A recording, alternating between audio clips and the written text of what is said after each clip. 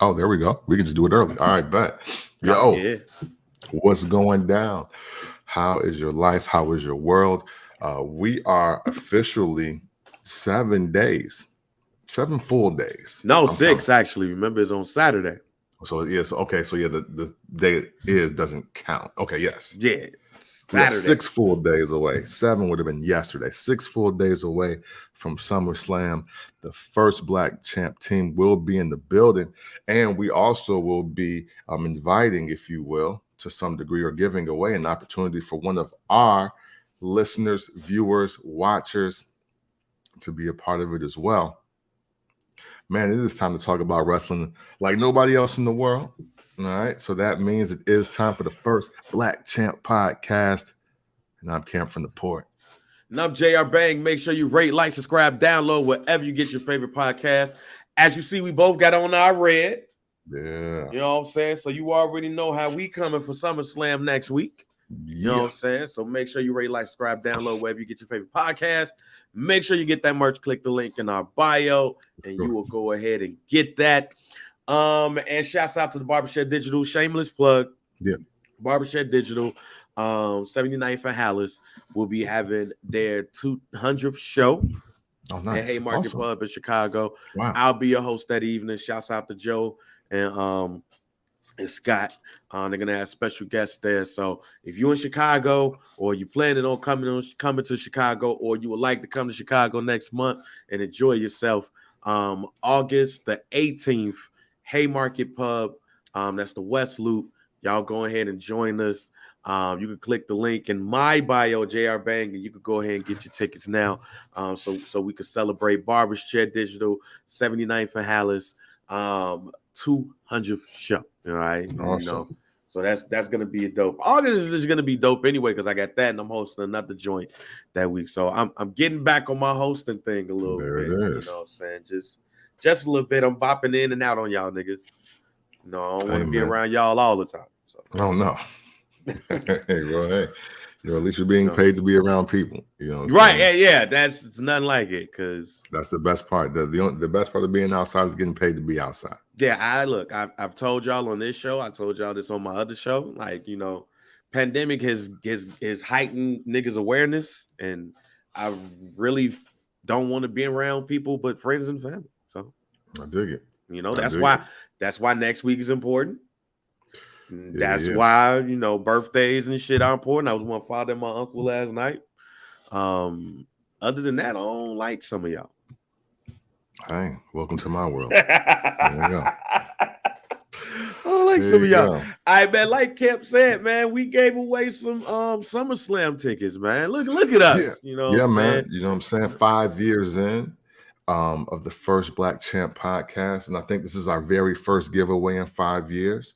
And with it being our first giveaway in 5 years, first big giveaway, because we did give away some merch.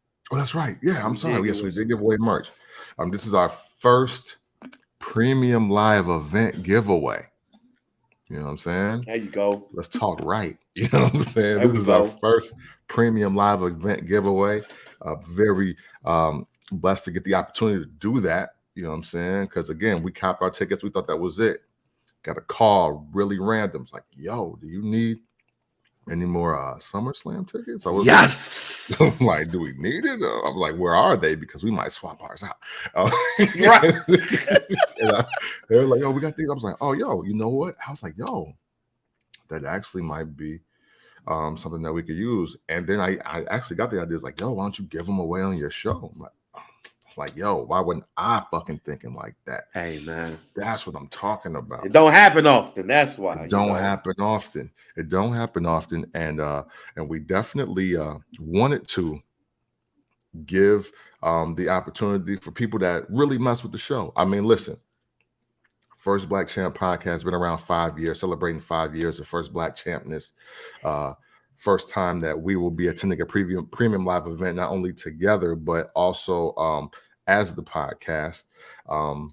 And we got some decent seats. You know what I'm saying? We got some decent seats. I mean, but hey, Hey, you know what? Look, Nissan Stadium, SummerSlam, the ambiance of the moment. I think that kind of supersedes and trumps anything. You know what I'm saying? yeah, I'm sure the dude that was in the 300 section at WrestleMania 3 really wasn't bitching because hey, I was in the same room the night that Hogan slammed Andre and that Macho Man and Ricky the Dragon Steamboat had the greatest Intercontinental Championship of the 80s. You know what I'm saying? and the fact that this is going to officially be the first Yeah. premium live event Yeah. post Vince, Yeah, man. which we will get to in a minute, Yeah. is going to be even more big. Yes. So, Yes. So, man, listen, the first Black Champ podcast is proud to be able to say we can give away these tickets to provide somebody that really F with us the opportunity to be a part of the show. I feel like history is going to be happening at this event.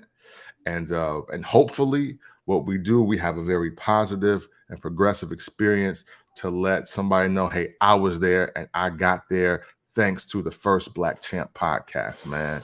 And listen, we've picked our winner, okay? I won't even lie to y'all. You know what I'm saying? Little bit of podcast bias here. I definitely wanted to give out the tickets to somebody that really fuck with the show. yeah. Like, and I've seen some people that I ain't seen in a minute saying they want the tickets, they liking it. I was like, bet, that's cool. We appreciate that. But man, I think I like to think of the first Black Champ podcast as everybody being my second and third cousins. You know what I'm saying? So we all get here and we talk wrestling. This is our community. This is what we do amongst ourselves, and we have our own good time. So not only am I happy to announce the person that we're giving the tickets out to, I just want to put y'all on notice. Hey, man, the more active you are, the more we're going to look out for y'all. You know what I'm saying? And it ain't just having you maybe on the show, sending you some merch, but it's, hey, making sure you get into a premium live event because, yo, you F with us, so we F with y'all.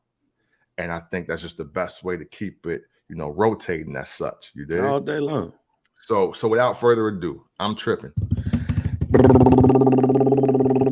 The winner of the SummerSlam tickets to Nashville, Tennessee on August 7th, July. I can't count it all. Fuck all that. Travell Kyles. What up, man? Like for Trey, right? On here.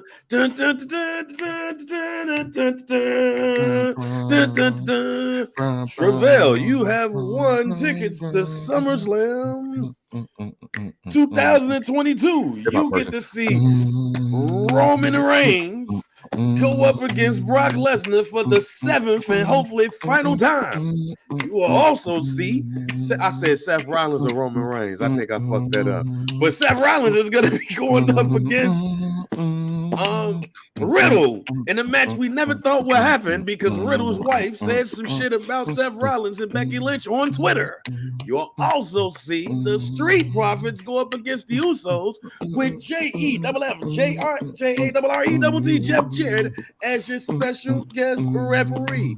We do not have tickets to see Ric Flair's final match, though, as he teams up with his brother-in-law, or his son-in-law, to go up against Jeff Jarrett and Jay Lethal in Ric Flair's last match, where we hope he does not have a heart attack. And we are not sending you to Conrad Thompson shit either. We just sending your ass to SummerSlam. So congratulations to you, and we will see you in Nashville, Tennessee. I could not be Rod Roddy, fam. I could not be Rod Roddy. You got to be an old nigga now. Question: do you got to be an old nigga now to know Rod Roddy? Like, how old Definitely. you got to be to know Rod Roddy? And if you pass the old mark, I'm going to say you had to have been born by 1986 or 7, depending on how old your parents are. Okay, because I think that's what it is.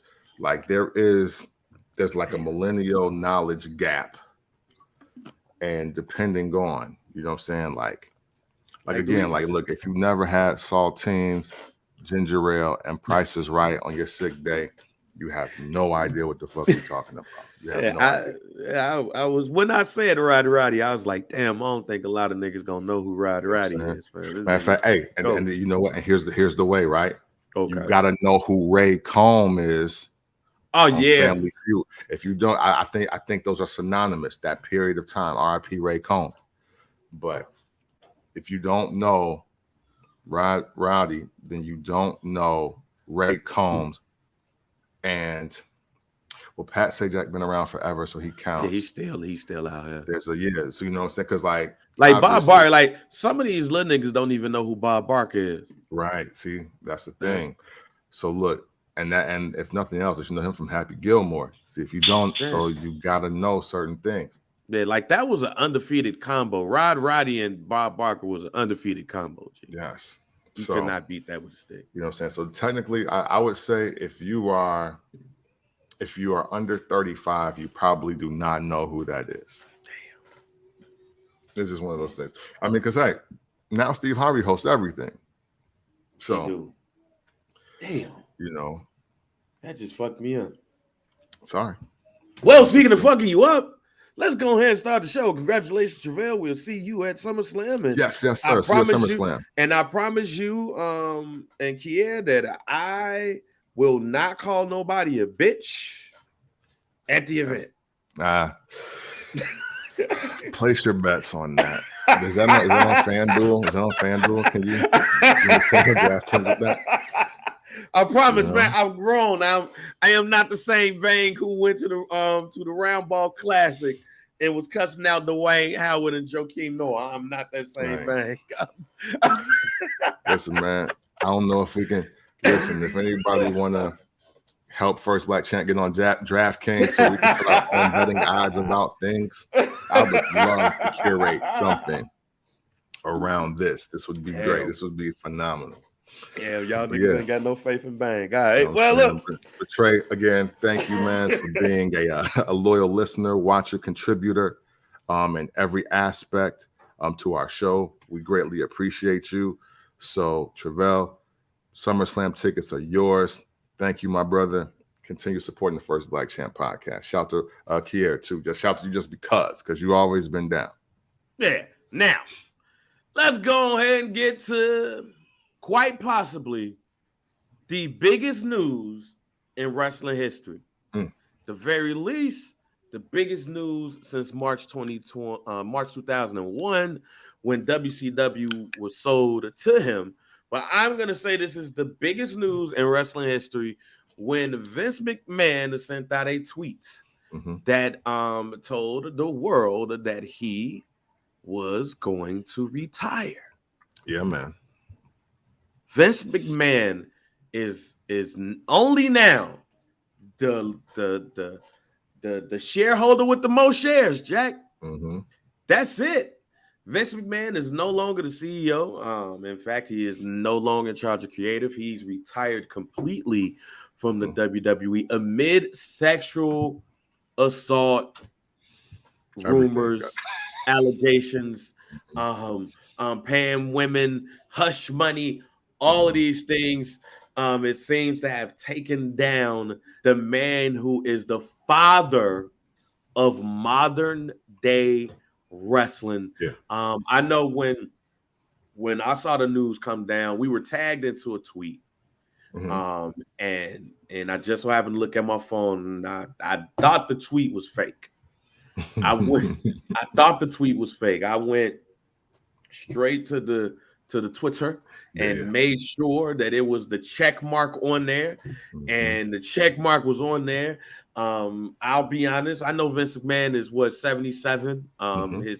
His TV age is 77. He's probably about 2 years older than that. But even with that being said, I never thought I'd see the day that Vince McMahon retires. I thought I would see Vince McMahon die before he retired. Like I picture Vince McMahon dying in gorilla position rather than saying, "All right, man, I'm out." So, what went through your mind when you found out the news that Vince McMahon was done? Man, not to be I guess morbid in any kind of way, but I was like, damn, he really guilty, huh? Like, damn, he guilty. Shit. Cause he leaving. I mean, listen, if you just Google the things that Vince McMahon has stayed through, Yeah. oh, this looks bad. Like, I mean, I'm not trying to be again, I'm not trying to be morbid, but I was like, damn, he's really guilty, and it's more shit coming. And the last thing that, and I think everybody has made the business decision that, hey, we can't have WWE chairman Vince McMahon anymore this year. We can't do Yeah. any more of that. Like, I was like, now you're fucking up the money, and we can't do anything with that. And in the climate that we are in, and with the allegations that are prevalent, and I mean, obviously, just even if you got $1 billion, you don't want to spend 5 or more years of your life in court at 77 years old. Oh yeah. Or older. You just don't. So yeah, unfortunately, the first thing I thought was, damn, Vince guilty, huh? He really fucking guilty. Second thing I thought of, even though you didn't ask for this, second thing I thought of is like, well, there you go, wrestling Twitter. Here we go. Y'all got what y'all finally wanted. Y'all got what y'all wanted since the pipe bomb, okay? But y'all already don't realize that CM Punk already wrong, but we'll get back to that. My first two things. One, damn, he really guilty. And two, wow, well, here you go, wrestling Twitter. This is what you wanted. Vince McMahon officially out and done. It is a wrap. Here we go. Post VKM 2022 AVKM 2022 after Vincent Kennedy McMahon. Yeah, my first thought was this is the craziest year in wrestling history, or at least my history of wrestling. Mm-hmm. It was one of the things that I had said earlier yesterday. Vince McMahon has been a part of my life since 1986. Mm-hmm. I'll say 1986 is when I first started watching wrestling, or at least get a taste, and then I really fall in love in 1987. Mm-hmm. So when I see this, like, yo, actually, like, my first thought was more, damn, is he sick? Because again, as you said, Vince McMahon had been through a lot of shit, or involved in a lot of shit since he's been in charge of the company. Yeah. I don't mean to sound like bogus here, but I didn't think women would be the end of this. Excuse me. Let me say it again. I didn't think women would be the end of Vince McMahon. I just didn't. I did not. Because of, like, he took on the federal government. I didn't think women. Yeah. And legally he got it taken care of. See, that's the other thing too. Now, I'm not putting on the cape for this man.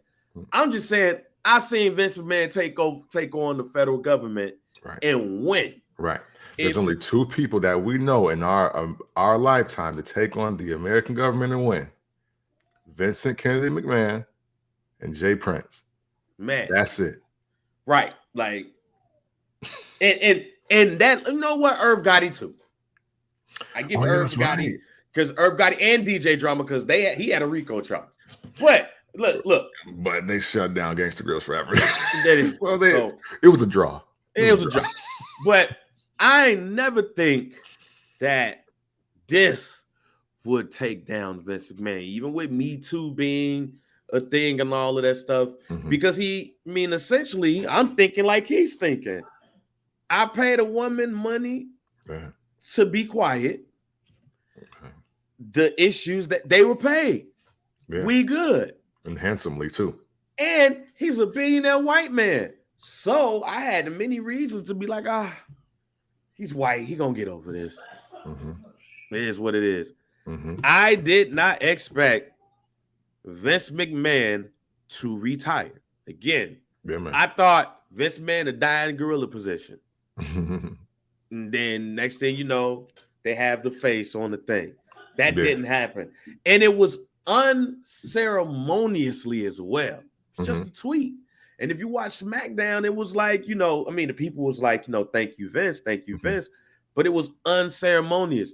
Like it wasn't a TV package. Mm-hmm. Vince McMahon, them telling the story about how he bought the company from his daddy and set for global expansion and put all this money in the WrestleMania, and then he gave us Summerslam and SummerSlam was in London, and it wasn't none of that.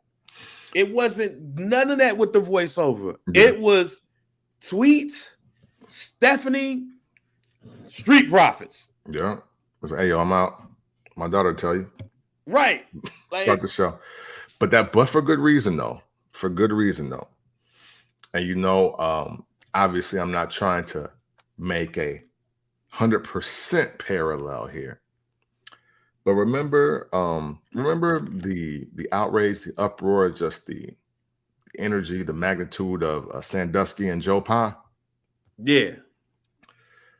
I think what the WWE did, and which is smart of them to do, is to be like, hey, you know what? Let's not super jump out the window with the celebrating of Vince McMahon right now. Even though these allegations are what they are, even though women have been paid, saying no matter what, right?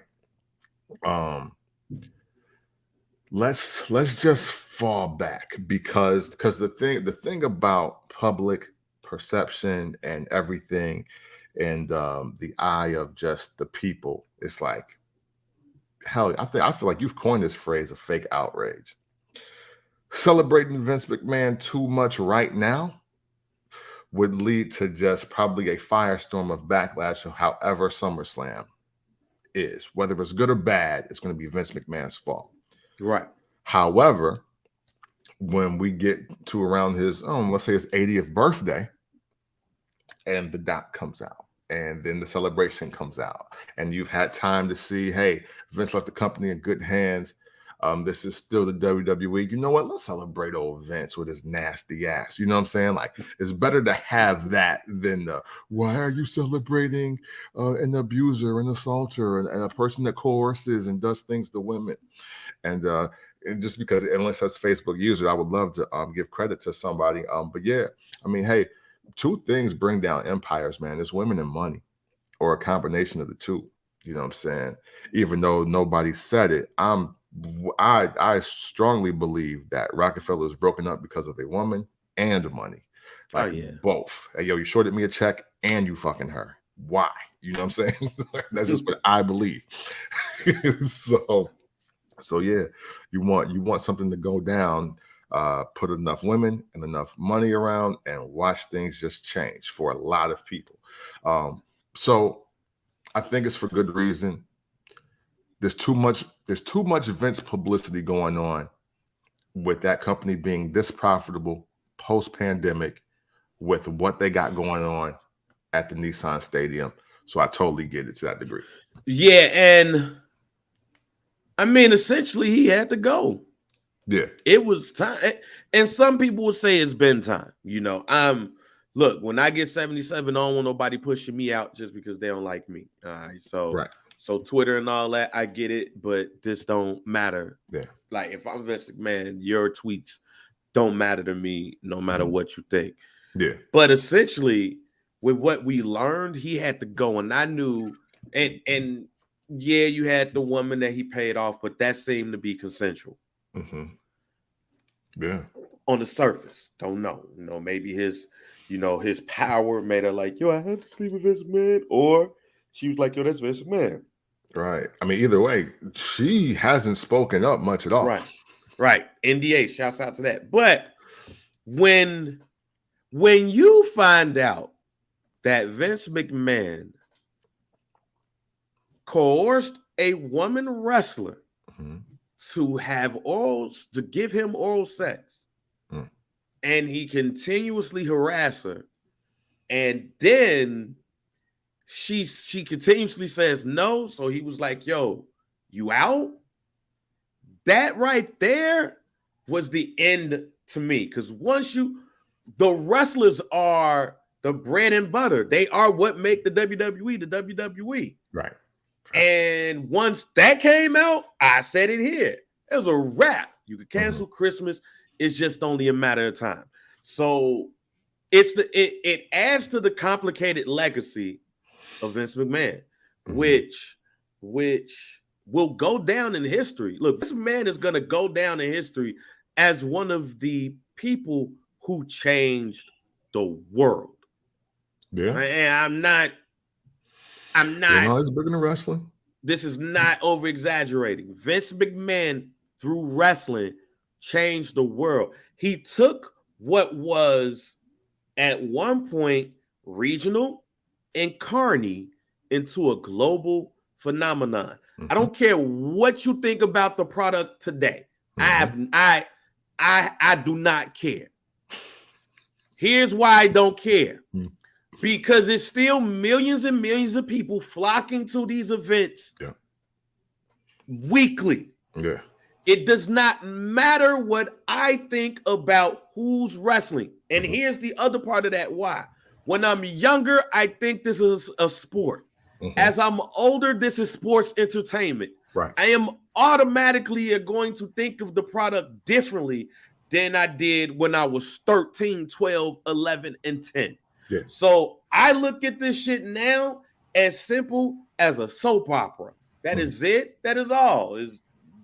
Except the athletic, which is great. It's a movie. It's a TV show. Yeah. So, and the thing about it is that's one of the biggest differences.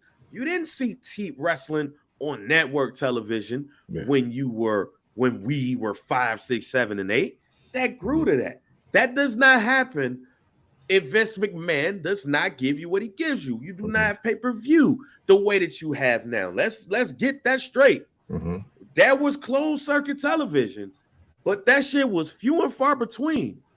Vince McMahon grew closed circuit television into pay-per-view through wrestling. That was one of the biggest reasons why we have pay-per-view. Streaming platforms. Vince McMahon said, "Hey, I'll make my own." And look what he turned that into a big. He should have kept it too, but he turned that shit into a big ass profit. People flock to WrestleMania, SummerSlam, Survivor Series, all of these events.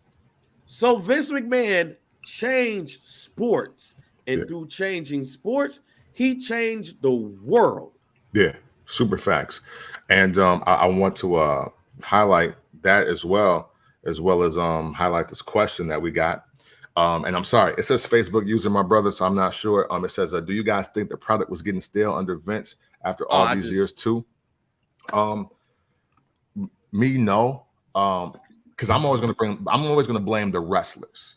I'm gonna blame the wrestlers. And I say that where it's like, yeah, Vince can give you whatever the play is, right? But you gotta execute. Shit. The big dog versus the tribal chief is a prime example of blaming the wrestlers, like in my view. And also with the changing of sports, Bang, you're right. Remember, wrestling went from just hosted in Madison Square Garden, like that was the apex. Boom, that was what you did. And then Vince brings in WrestleMania, which was, allotted for just bigger arenas. And, they did Trump Plaza a couple times, what I'm saying? WrestleMania 2 was at 2 different locations.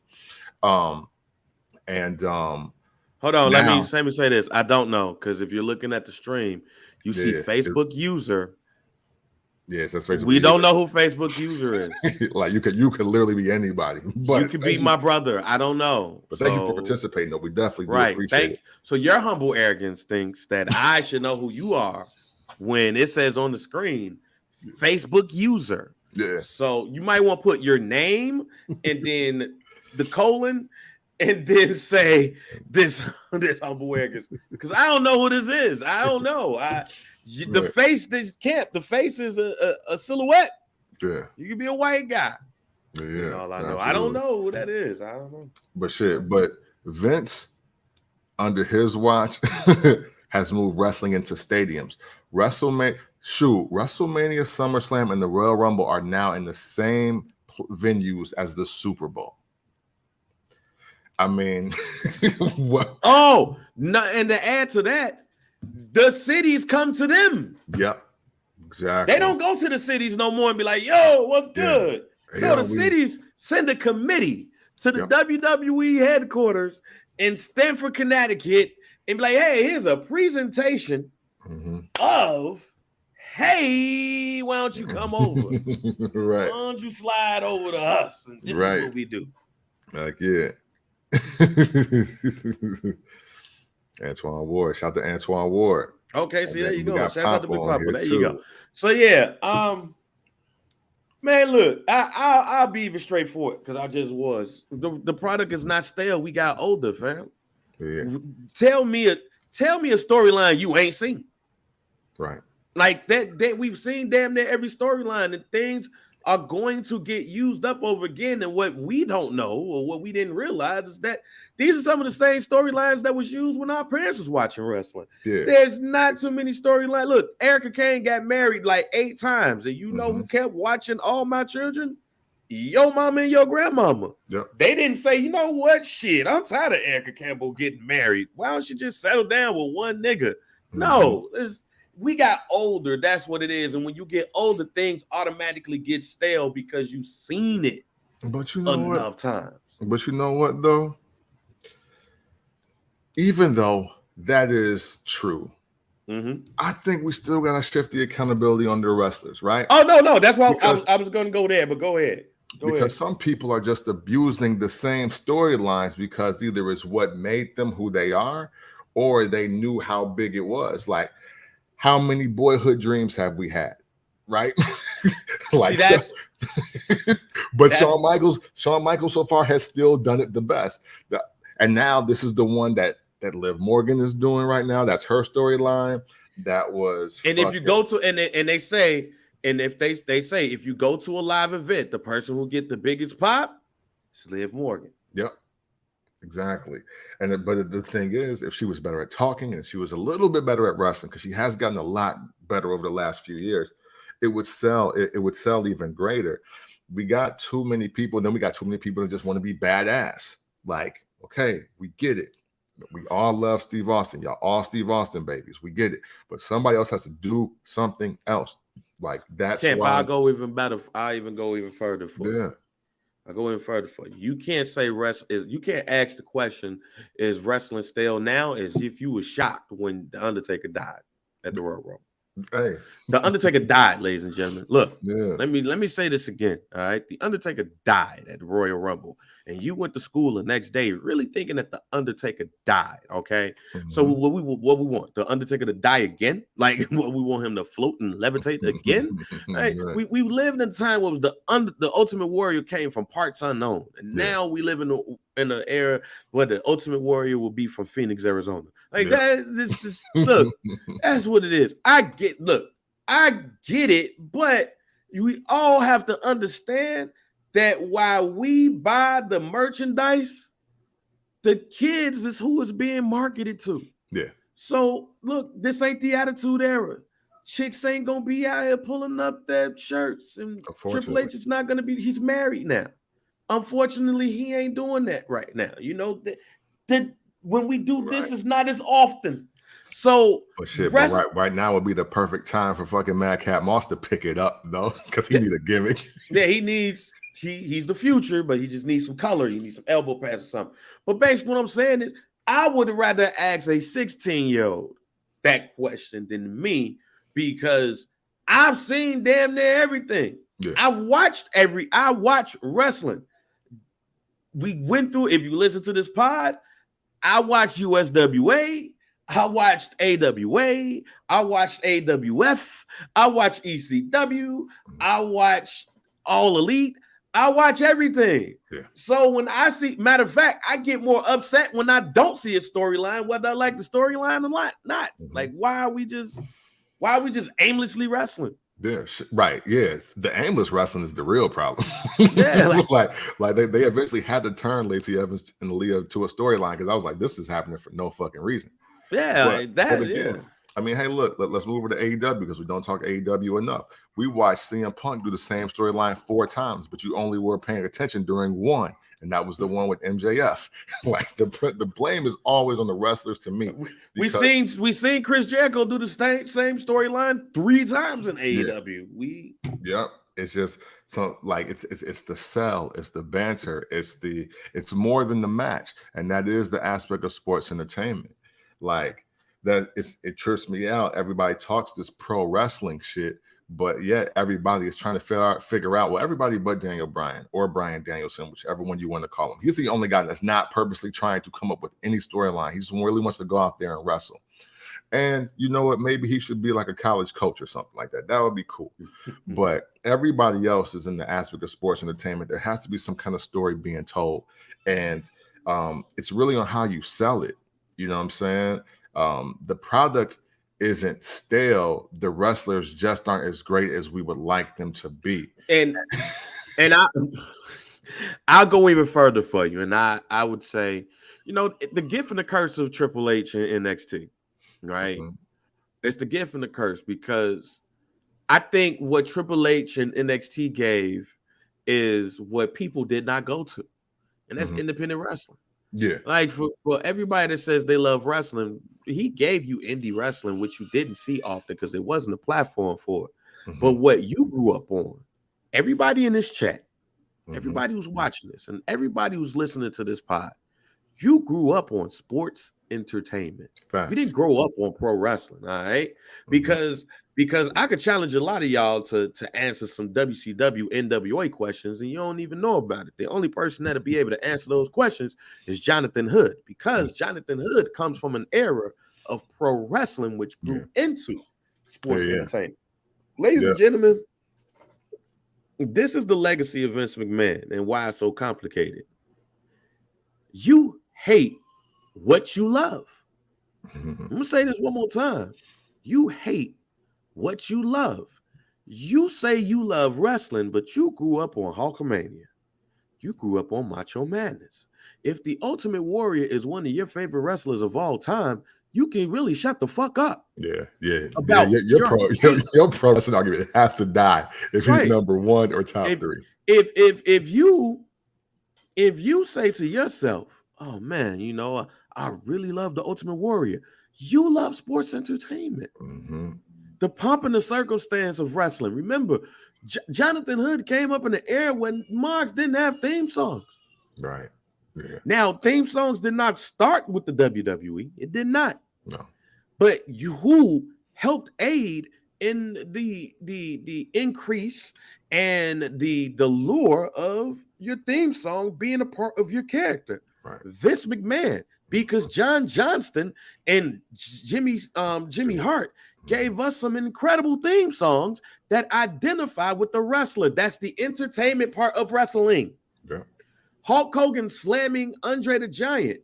Vince McMahon had us think that Andre the Giant was undefeated for 14 years, which was not the case. He also had us think that he's never been slammed before.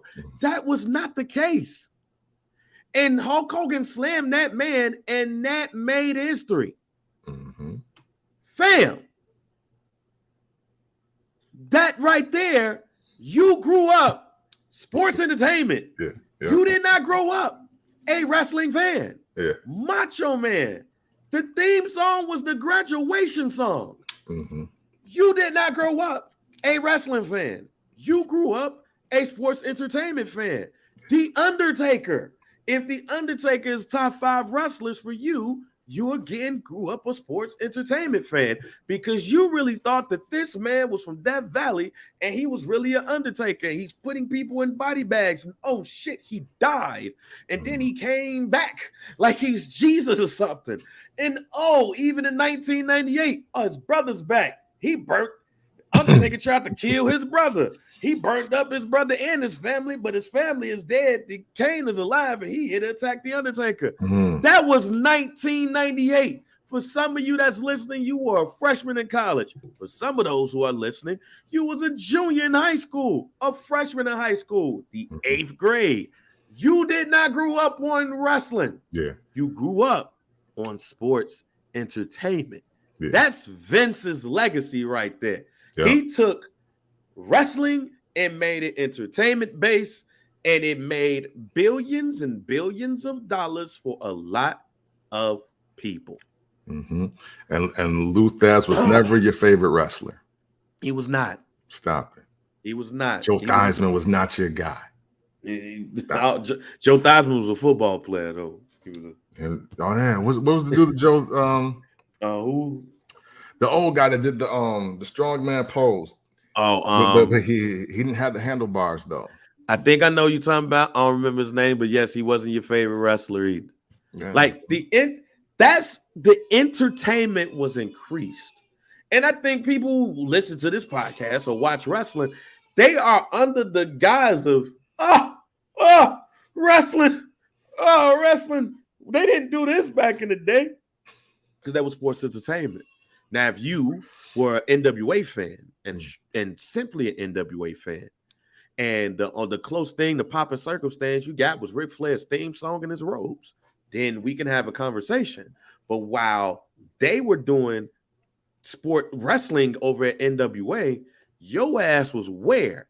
In front of the TV on Saturdays at 11 o'clock, looking at WWF superstars, watching Macho Man go up against Iron Mike Sharp and thinking Iron Mike Sharp just may have a chance to beat the Macho Man, but up 5 minutes later, the Macho Man gave him the elbow and it was a wrap. You did not grow up on wrestling, so stop acting like you grew up on wrestling. Complicated legacy of Vince McMahon, though. However, not just the women thing that you see right here, the steroid legacy of the WWF. Yeah. Even though he took on the federal government and won, what really did happen and what did he do or what did he advise his wrestlers to do to become what they became? Because the WWF was always a company that the big man won. All right, you did not see small dudes doing anything until Ric Flair won that belt and then gave it to Bret Hart. Hulk Hogan, 6'7", 303 for years until he lost all that weight and became 275. Macho Man, by all accounts, was a smaller guy, but he was muscular. Bruno Sammartino, even going back to his daddy, was a big dude. Andre the Giant was just big, but when you look at other people like the Warlord, Don Morocco, and others like that, even like Hercules, who was unabashed in what he was doing. Like, look, fam, like you have that right there. Even look back, if you look at what was that Dark Side of the Ring when they said Vince McMahon came to the police station in Altoona or whatever with a briefcase, possibly with money. Fam, like that's a complicated legacy. That's not just with Vince McMahon, but a lot of wrestling promoters in itself. He has a complicated legacy. So but as Kemp said, the wrestler is the one that get the character over. Because before I pass it over to you, I'm going to use one big example. Demolition breaks up. They breaks up Demolition. Mm-hmm. We known Demolition at that time all our lives as the dudes with the spikes.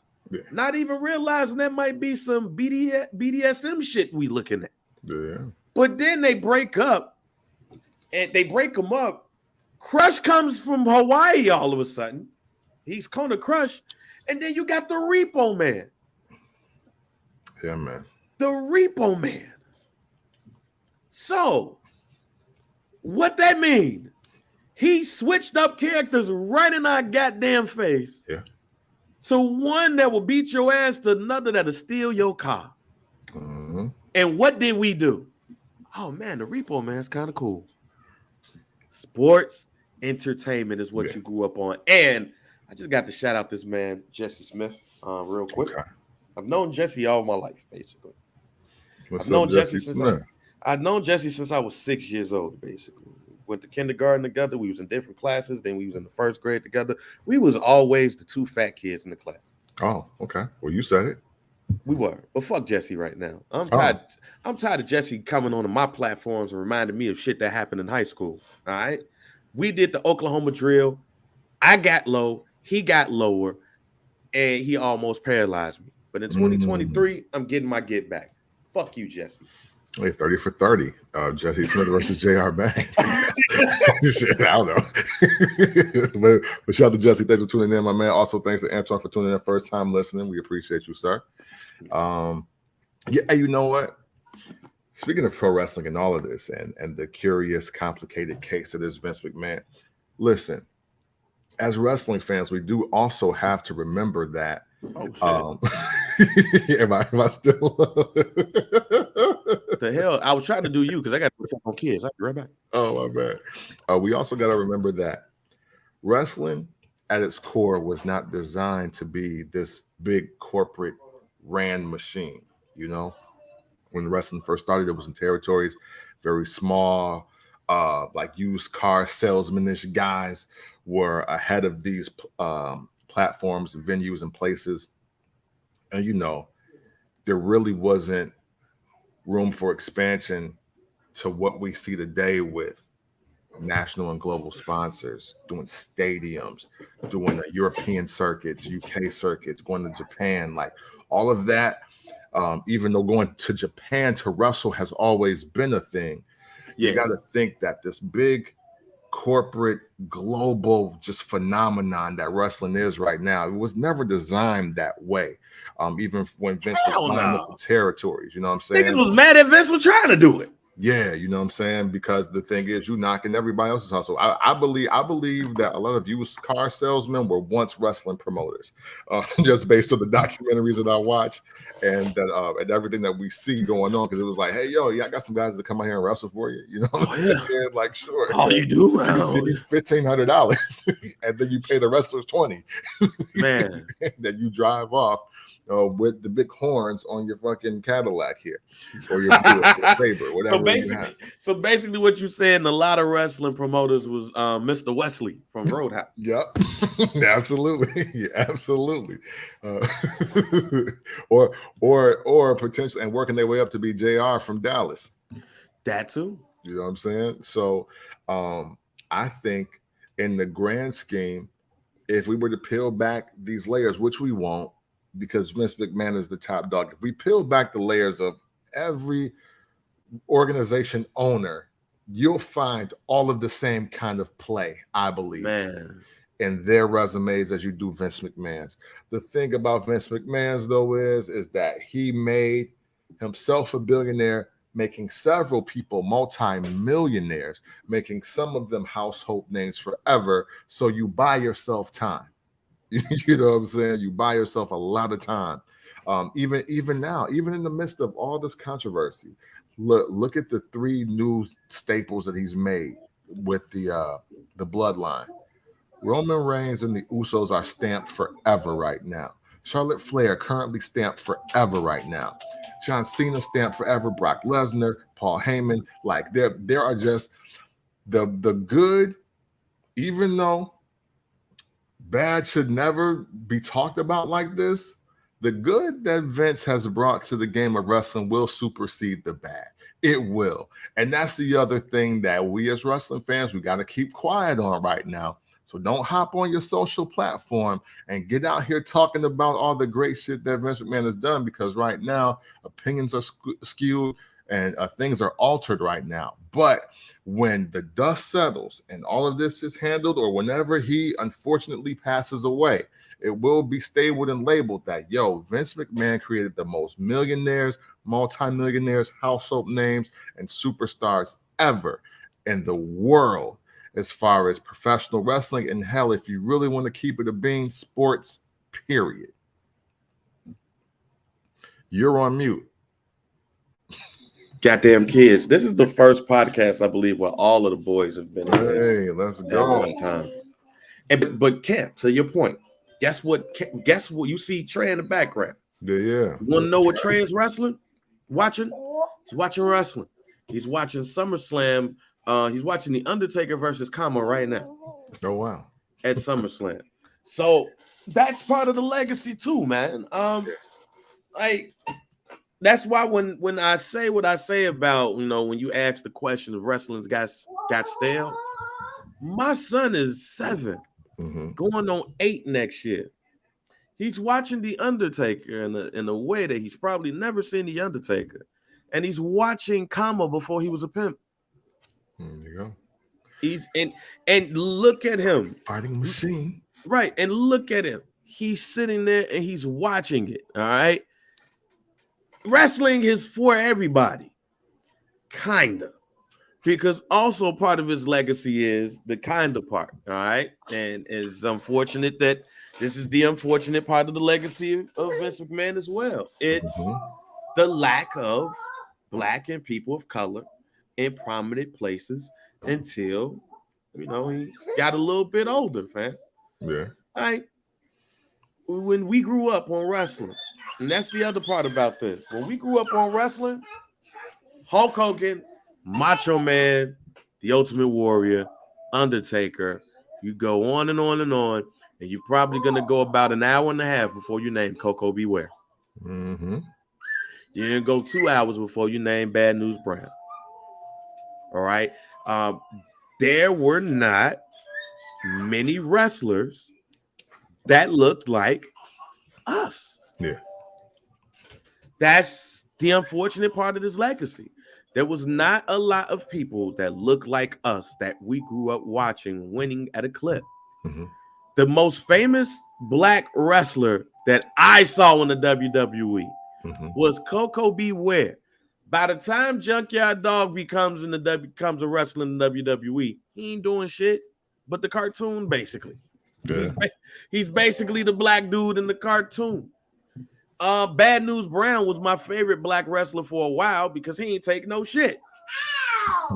It goes to Ahmed Johnson before we see somebody with success. I see my kids behind me. I don't know what they're doing. I think they're probably fighting right now. But it's before we see any type of success. We see Ahmed Johnson. And then what happened with that? And we talked about, look, I don't know if you saw on Twitter yesterday, but shouts out to my man Larry is Legend. He had talked about how The Rock, it was a story about The Rock talking to to DX and saying that his daddy was Black. I mean, his daddy was white, but he was joking around with them apparently.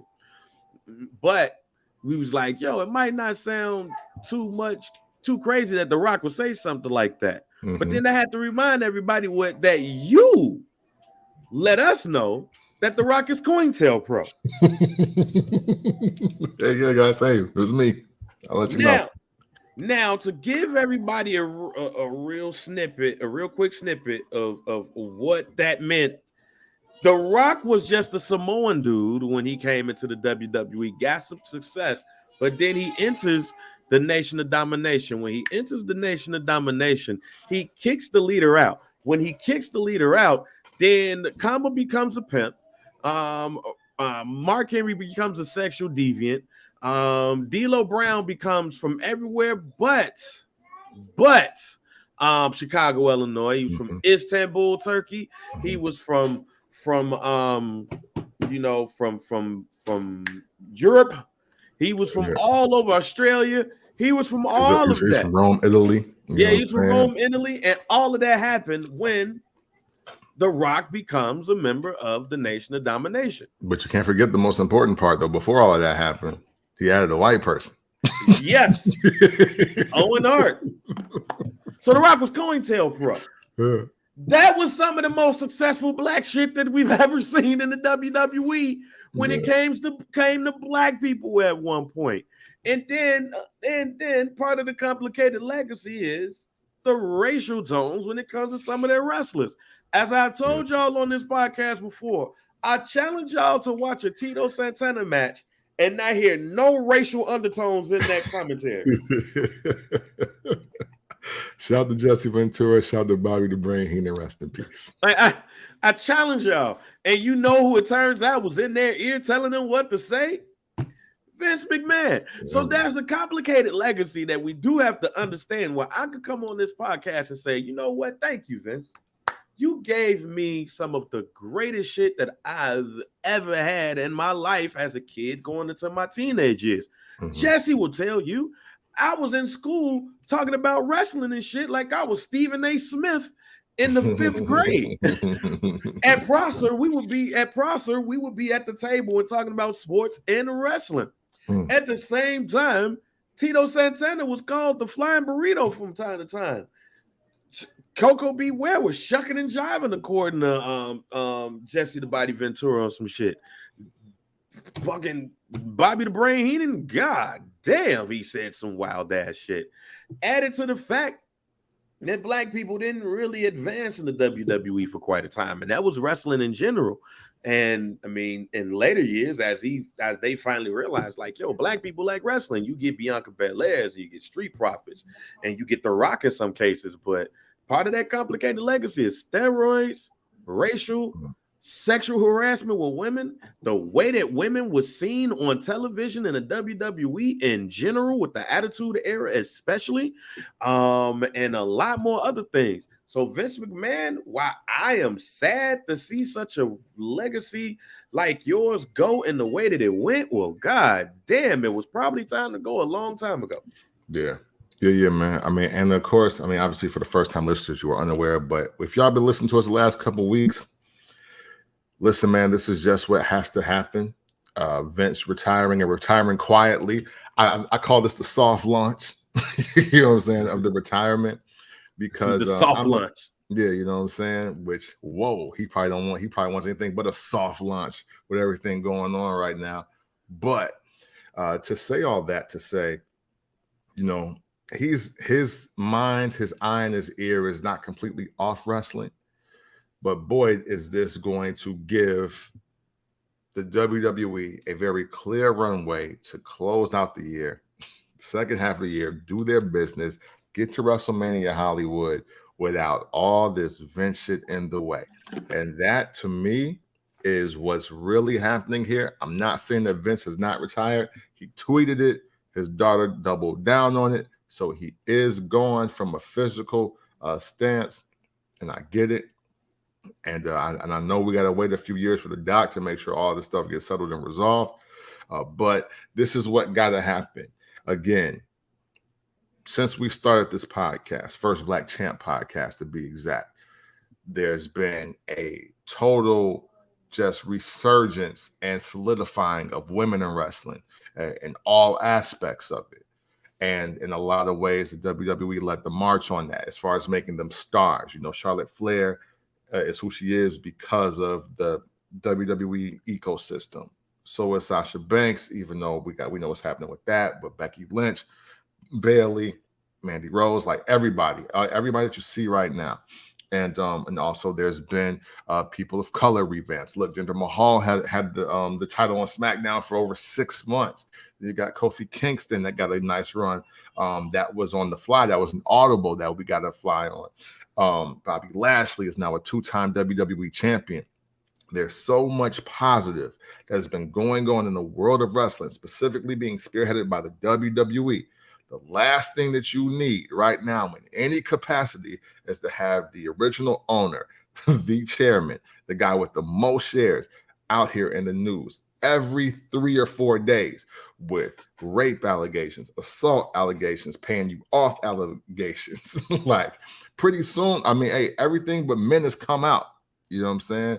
Pat and that I'm about to say that's part of the legacy. That's part of that's part of the complicated legacy. Yeah. Don't forget that Donahue episode or Sally Jesse Raphael, one of them, where a couple of wrestlers was like, yo, they trying to fuck me over there. Yeah. Vince was on there looking like, yo, I'm gonna kill this nigga. As soon as the show is over, he was like, no, I don't want no ass. Come on, man. He was like, yo, really I'm trying to kill dude. And that's the crazy part about this too. He told Pat Patterson them y'all was wild for out here trying to fuck on these men. Yeah, man. Hey, right. He was like, what you need to do Get you some of this pussy. That's fucked up, man. But That's fucked up, man. But yeah, nah, man. man, Hey, but look, it's man. wild. Yeah, man. Hey, look, man. Hey, look. I'm a wrestling fan. I was born in the '80s. Thank you, Vince. That's what I got. That's what I got. Thank you, Vince, bro. Matter of fact, I'll even go one better for you. Like, if you still listen to R. Kelly, you better not say shit about wrestling, bro. You better not say shit. That ain't benefit. That ain't really benefit you like you think it's benefiting you. Right, yeah, I don't. You be on the internet talking about some. I don't listen to R. Kelly. R. Kelly do this and that, but then when Monday comes, you watching Raw. Well, you hustling backwards, ladies and gentlemen. Yeah, man. You keep it consistent. You keep it consistent on this one, considering what's been told. If you listening to R. Kelly, go watch wrestling. If you ain't listening to R. Kelly, don't watch wrestling. All right, keep it consistent because the Vince McMahon. The difference is that Vince McMahon paid a lot more money to a lot less women. All right, at least that's what we know. That was of age. You know what I'm saying? Only on. Quid, hey, I can't wait for the quid pro quo doc to come out because Vince got to be in that. Hey man, look, man, only in this is the only podcast that you will listen to that will connect Vince McMahon and R. Kelly. Didn't R. Kelly sing at one of the America the Beautiful at a WWE event?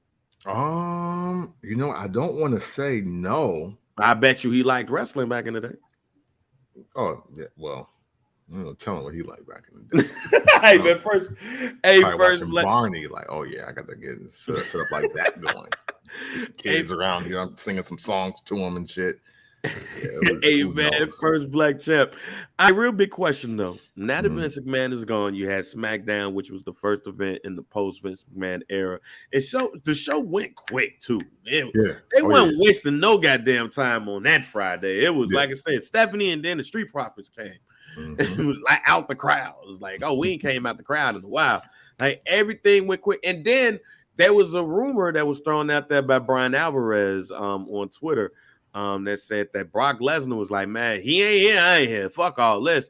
And then at the end of SmackDown, you see Brock Lesnar beating Austin Theory's ass. So he didn't quite Sasha Banks it, you know. Right. So was he convinced to come back? Probably, you know, but you know, hey, he didn't quite Sasha Banks and Naomi it. Compared to coming, what it's coming. And I respect it too, and we'll get into that. So we got that going on, and then of course, SummerSlam coming up next Saturday. Did not think we would ever have a conversation like this, and actually, it's meant to have this conversation. But what does a post WWE Vince McMahon WWE look like to Kent from the Port?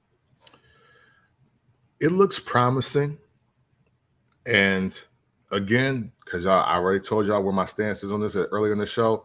Listen, man, the onus is still on the talent, bro. You know, eventually, at the end of the day, you got to go out there and sell yourself, sell the match, sell the moment. And we got a pretty good SmackDown episode. You know what I'm saying? Without Vince being there to say anything. He was live on Twitter, and we got a pretty decent show. I think that now is the real proving ground, because now everything is new. Now we brand new. Everybody is brand new in the wrestling space. And I mean that, like Tony Khan running his company, even though he's a billionaire, he's new to this. Stephanie, Nick, and Paul, yeah, they've been running things, but now they really running things. So this is brand new, but it's still not changing the game plan. Do you still want to be world champion? Do you still want to get on red carpets? You still want to be the sellout, the guy or the girl on the poster? Then business is fucking usual. Get out here and do your shit. Don't think that, and also I want to say, don't think just because Vince gone now that you're just gonna see everybody on TV. No. It's still reserved. It's still reserved for the best. So yeah. Hey, you think you're getting a Sin Cara return on Raw in the second hour? No, you're fucking not. So don't ask for it. You dig what I'm saying? Like, yeah, it's New shit still has to happen. Great things still have to happen because now with Vince out, well, you really might lose your job. Man, you beat me to that punch. I think right now there's gonna the excuses are wiped away. Yep. You're gonna get the little bit of grace period. I don't think you're really gonna see the mark, the hands of Stephanie McMahon and Nick Khan really being on the product until the end of the year. Mm-hmm. It takes time for things to change in your what you would like to see. Like if you've ever been in a management position before, you want your department or you want your store, you want your job, your market to be in the image of what you want it to be. I've worked in radio for now 7 years. You worked in radio for about 5 or 6 of it. We all have people in radio.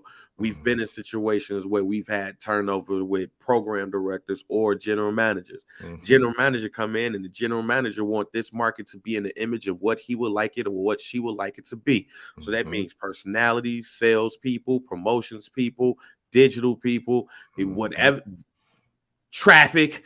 No, this is the image of what I want it to be. So it's going to take be the image, and you might not be the image. So Stephanie McMahon and Nick Khan, they're co-CEOs at that too. So what does co-CEO looks like? Because we've been used to Vince McMahon being the man. So is Nick Khan going to oversee more of the business while Stephanie McMahon is going to oversee some of the product? How are they going to split that CEO relationship right there? Triple H is back as head of talent relations. How does that look? Does Triple H now say, and Stephanie McMahon and Nick Khan now say, hey, we want to go back to what we were doing beforehand and bringing more indie people in and less unexperienced people in there. We did see what Shawn Michaels has been doing at NXT since he took over. NXT 2.0 has been nice. So how does that look? There's a lot of questions when it comes to that. Who's going to be running creative? Will Bruce Pritchard be running creative? Or will Triple H take a stab at creative? Do you look at Shawn Michaels and say, you know what, you did a great job here. Let's bring one of the greatest wrestlers of all time up here and to run creative.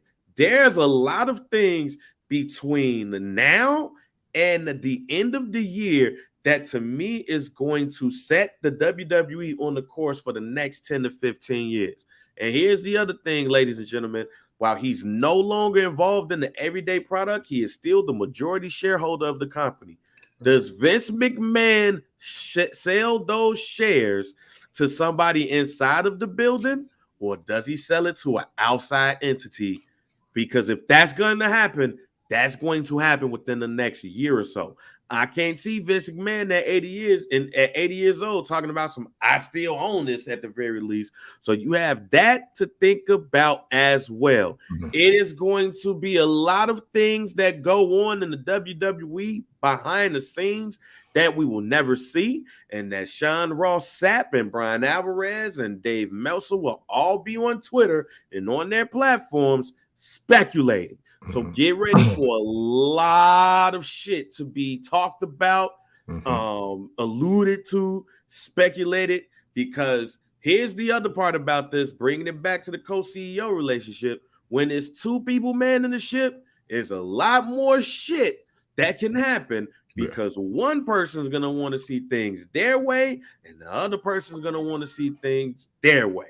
So what happens between Nick Khan and Stephanie McMahon and how that relationship is will set the course for everything else. Yeah. With that being said, this is going to be great to watch. Oh, yeah. It's going to be great to watch because we have seen the WWE do things Vince McMahon's way since we've been born. Yeah. Right. This is the first time since we've been born that the WWE is under new management. So with that being said, it's going to be fun to watch. Yeah. And I'm going to be front and center starting next week at SummerSlam. Yeah. And we still haven't seen Shane yet. Man. I mean, hey, listen, my final thought, because cosign, I don't need to elaborate and go into any more detail than what you already went into. I will say, and I'll call this my guaranteed hope of the week because we got SummerSlam coming up, so I don't have many predictions outside of the actual show itself. My thought here is Stephanie being over creative, or Stephanie and Paul being over creative. I think that's the best decision because no matter how you feel about them personally, what you do have are two of the greatest men and women characters in the history of the WWE. And no matter when Stephanie decides to pop out, she's a moment. She's a moment every single time that she has a match. And it doesn't matter who the match is with. Triple H, if you've been following the show or if you're new to the show, I'm going to say it again. Triple H, I believe, is the greatest heel of all time in all wrestling. There's never been a heel greater than Triple H. Those two can get creative going for you. I think even with Vince gone, we do got to remember there's more than enough talent, aptitude, IQ, and just common sense of the wrestling business still in that building, still in that house. So everything should be fine. But hey, don't get too comfortable though. Yeah. Don't get too comfortable, especially if Vince McMahon still owns the shares, because and Disney can have that mark tomorrow. Yeah, if you know what I'm saying. Well, we already talked about SmackDown after Vince and you know what that looks like. So, Westside Gunn. I saw your tweet this weekend. I know I was watching AEW. And I was amazed. Again, if you watched AEW, matter of fact, the first shot of AEW this week was Westside Gunn, and I believe his kids, they were, like every fan, and all of that stuff. But as we've noticed, again, when it comes to wrestling events that Westside Gunn is at, we talked about it before. Gonna mention it again. People are not acknowledging Westside Gunn at their events on TV. But I know it pissed Cam off. Kevin Gates was involved in a segment. Swerve Strickland and Keith Lee had their championship celebration, and they acknowledged rapper Kevin Gates in the building to help them celebrate. Kevin Gates smiled ear to ear, as I would have too. Then Mark Sterling and Tony Nese came down, and they have a petition to try to get Swerve Strickland out of AEW. They asked Kevin Gates to sign it. He said no. Kevin Gates was then berated by by Sterling. And Nese got between the two as Kevin Gates came around the barricade. And then Kevin Gates grabbed Tony Nese by the chain or the neck, and he punched him for real. Yeah. Yeah. See?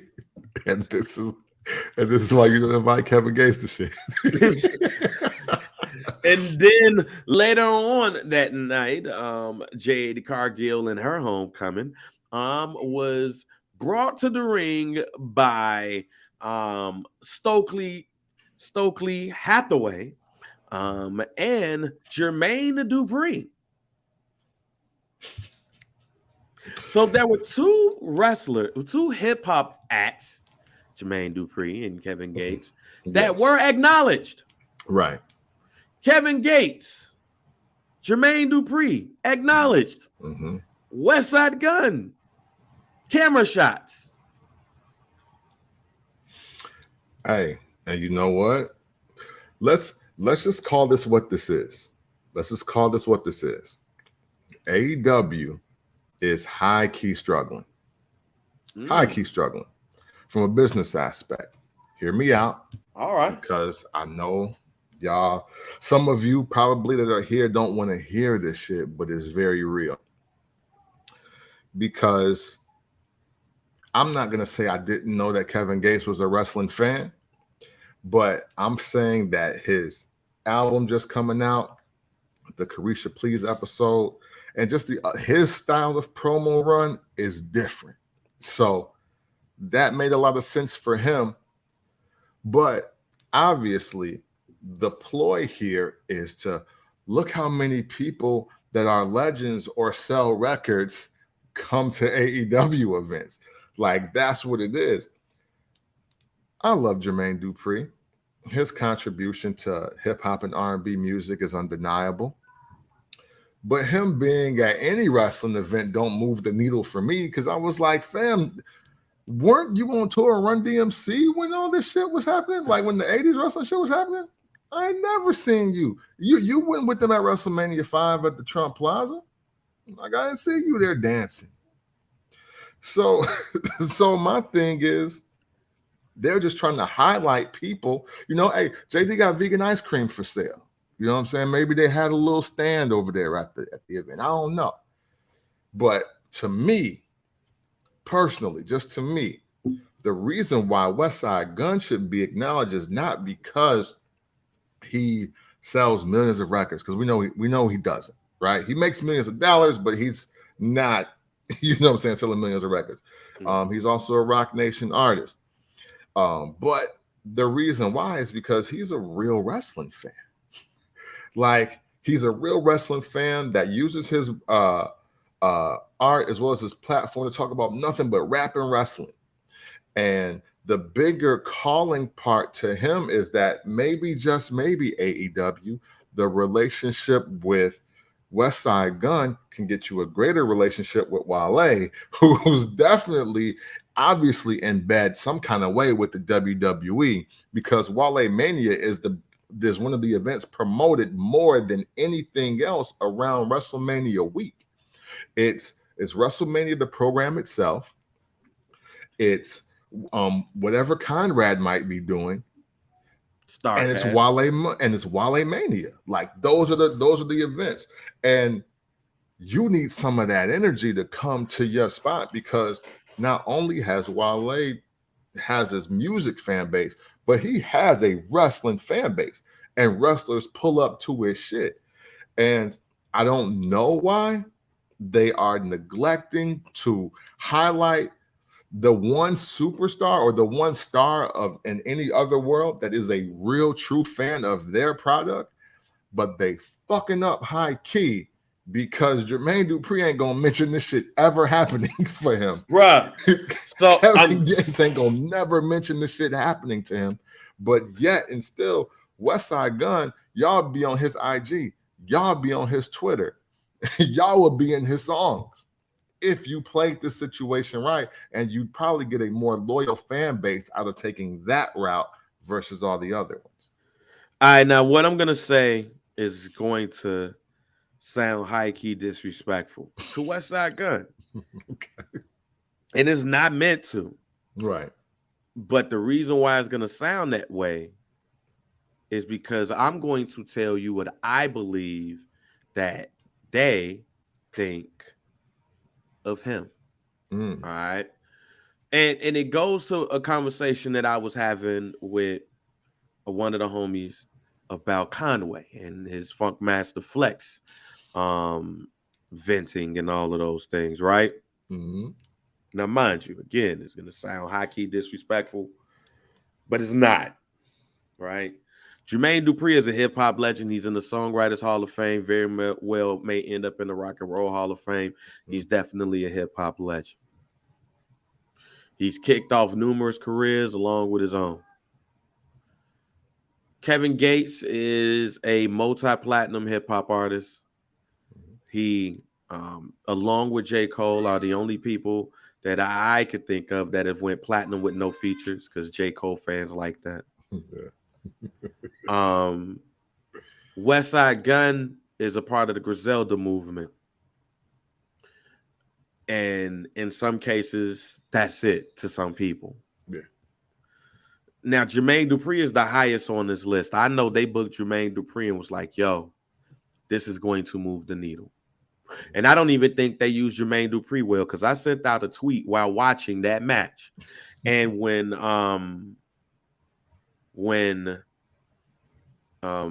Jade Cargill kicked the shit out of Athena. Jermaine Dupri got up and was like, damn. And the camera wasn't even on him. Mm. It was high above.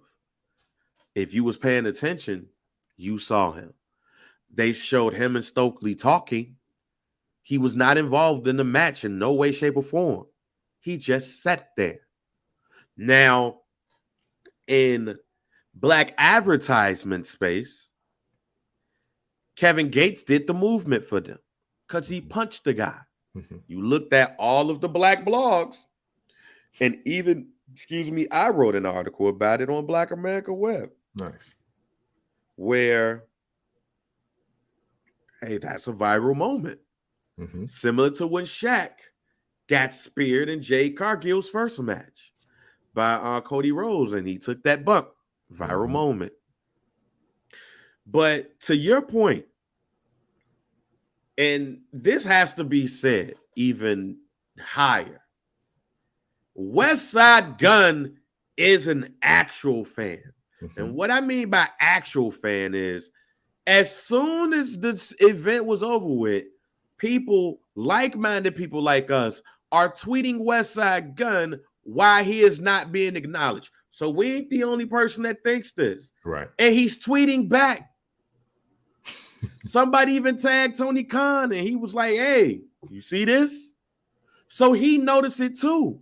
Mm-hmm. But when you look at the totem pole, they see Westside Gunn in a lower level than Jermaine Dupri and Kevin Gates. Mm-hmm. He spends money on the product too. So basically what I'm telling you is they are taking Westside Gunn for granted because he spends the money and he still talks about the product. Yeah. They take him for granted because, like most big businesses, and to go back to the Vince McMahon, some of you who feel like Vince McMahon and the WWE is done with their fans, AEW and in case WWE are taking Westside Gunn and his imprint for granted. Mm-hmm. Now, part of that is not on Westside Gunn. Part of that could be Rock Nation in whatever label he's on. Mm-hmm. Because to me, and you know this, we've had this conversation. I didn't start off being a Griselda fan, but then Westside Gunn was the person that made me a Griselda fan. But we don't see Griselda on everything. Yeah. We see Kevin Gates with the Carisha shit, but we don't necessarily see him on everything, but he's a multi-platinum artist, where Westside Gunn, I don't think, has a platinum album. No, I don't believe so. Jermaine Dupri is Jermaine Dupri. He's the outlier here. It's whatever, all right? But because they see him less than them, and he does not have all of these things on his docket, they also going to take him for granted. There's a couple of times I've seen Osei Jackson Jr., Ice Cube's son. Yeah, he has been at an event. At AEW events and WWE events. It's a couple of times that I've seen him in the audience and like, damn, he ain't getting a nameplate. Right, yeah. I'm like, yo, he been in movies. He's been in movies. That have made hundreds of millions of dollars. And he ain't getting a nameplate too. Yeah. So, like, they don't even give him, I guess AEW will say, well, we put him in front of the camera on multiple occasions, so that's us acknowledging him. But that's, to me, not acknowledging him. That's, hey, shout out to Westside Gunn being in the building. And here's the other part about it, too. Does the consumer base of AEW know who Westside Gunn is? We do. Right. But do they do? And I think, and at the end of the day, I think it would be smart by AEW to establish some type of partnership with Westside Gunn. It would be smart for that to happen because this man loves wrestling. Right. And to your other point, though, they don't know who their fan base is yet. If we're keeping it real, that's why they got fucking Jermaine Dupri invited to come down to the ring for a Jade Cargill match. That's how you know they don't know they fucking demo. Hey, look, if nothing else, hey, y'all, I want to say this, and y'all gonna know exactly who the fuck I'm talking about as soon as I say this. You know the white dude that's at every WWE event he can be at, and he probably about 6'5" and wears a red hat and like a baseball jersey. I don't know who the fuck his name is, but somehow the cameras always make it to him and an interaction with a wrestler every time he's in the building. You just know who that guy is. They're not even treating Westside Gunn like that. Nah, they not treating Westside Gunn like hat guy or sign guy at ECW events. Yeah. In Philadelphia. That's the wild thing. And the thing is that you have somebody who's well versed in the entertainment community. Everybody likes him for his fashion sense, and they like him for his rap sense as well. He's very charismatic. You mean, I'm not saying treat that man like Master P and the No Limit Soldiers, but to have him at your event and not put the nameplate on that man, look, at some point, Westside, if they don't acknowledge you, don't fucking go watch from the crib. Or just be up in the booth. I mean, up in the skybox, and not even be worried about being in front. Look, it's high time that these wrestling organizations respect that man, because as you said in the beginning, there's no other act other than Smoke Dizza who really puts wrestling at the forefront of what they do. Yeah. There's nobody. And he might not be mainstream popular, but he's popular nonetheless. And you mean to tell me you can't give Buddy Ass the nameplate and say Griselda's Westside Gunn in the building? Man. I bet you if Morrow was the announcer, he would make mention. Yeah, Morrow, no. He would make mention. And that's the thing. That's what's wild to me. You can have Kevin Gates punch out somebody, but the man who been at your joint since the debut. Since the debut. Yeah. You just basically play like he's some random, like he's us. Right, yeah. Hey, listen, man, Westside Gunn, the only P1 AEW got. Man. The only one. I don't care. Like, everybody else is just overflow from CM Punk going to Chicago every night with a live mic. Everybody else. He's the only P1 that we know of for sure in AEW. And that's why they need to take advantage of that relationship. It would actually bring more fans, even if they were just fans that's like, yo, I'm just here to sit next to Westside Gunn. Yo, at least y'all might get closer to a sellout. Man, look, and Westside Gunn said that he will be at SummerSlam in Nashville. So let me just say this right now, Westside, if you have anything going on, let us know, because First Black Champ will be up in the building. We would like to be involved. You know, but other than that, y'all got to stop playing Westside Gunn, man. If he's up in your building, you need to acknowledge him. That's WWE, that's NXT, that's AEW, that's fucking ROH, who had their event last night. If he's there, acknowledge that man. As simple as that. Speaking of ROH, what up? Even though I ain't watching camp, your man. History was kind of made. I say kinda because I'm still upset about it in a couple of ways. We're gonna continue clapping here. Claudio Castagnoli, the former Cesaro, is now world champion. He is now your Ring of Honor World Heavyweight Champion. He defeated a black man, Jonathan Gresham, to win the belt. I don't even think Jonathan came out with his octopus mask. He's basically like, yo, here go the belt. I think I saw that on Twitter. It's like his entrance was dry as hell. So that means Claudio's winning. But y'all say Claudio should have been a world champion. So congratulations. He's finally a world champion. But he's not the AEW world champion. He's the ROH world champion. See? And I told y'all when he was signed, he should be a 4-time AEW world champion on his first day. But he's not. AEW crowned 2 black men as the tag team champions. And they took the belt off of 2 black men a week before and a week after. Hey, well, there you have it. You know, it's got to be demoralizing, at least for me, from the angle I sit at, to be the champion of the company that had the press releases about not being here no more. I mean, but But see, look, that's the power of the internet. That's the power of the internet. But I'm gonna tell you this. Unlike in Breaking 2 Electric Boogaloo, enough money did not get raised to now keep that rec center known as ROH open, man. Man. And you just gonna have to deal with it and visit your homie in the hospital and say, damn. But it was a good moment for him though. Because that's I guess that's what this is. You know, and this is no disrespect to the legacy that is of ROH, because there is a legacy of ROH, you know, and I'm happy that everybody else that has made the Hall of Fame has made it. But this is just proof positive that all world titles ain't equal. You know what I'm saying? Yeah. And not only are not all world titles not equal, just throwing the belt on somebody doesn't make them must-see TV. It doesn't make them a trending topic of conversation, not on social media, but to the men and women in the back. You don't immediately know what you're going to headline that person with.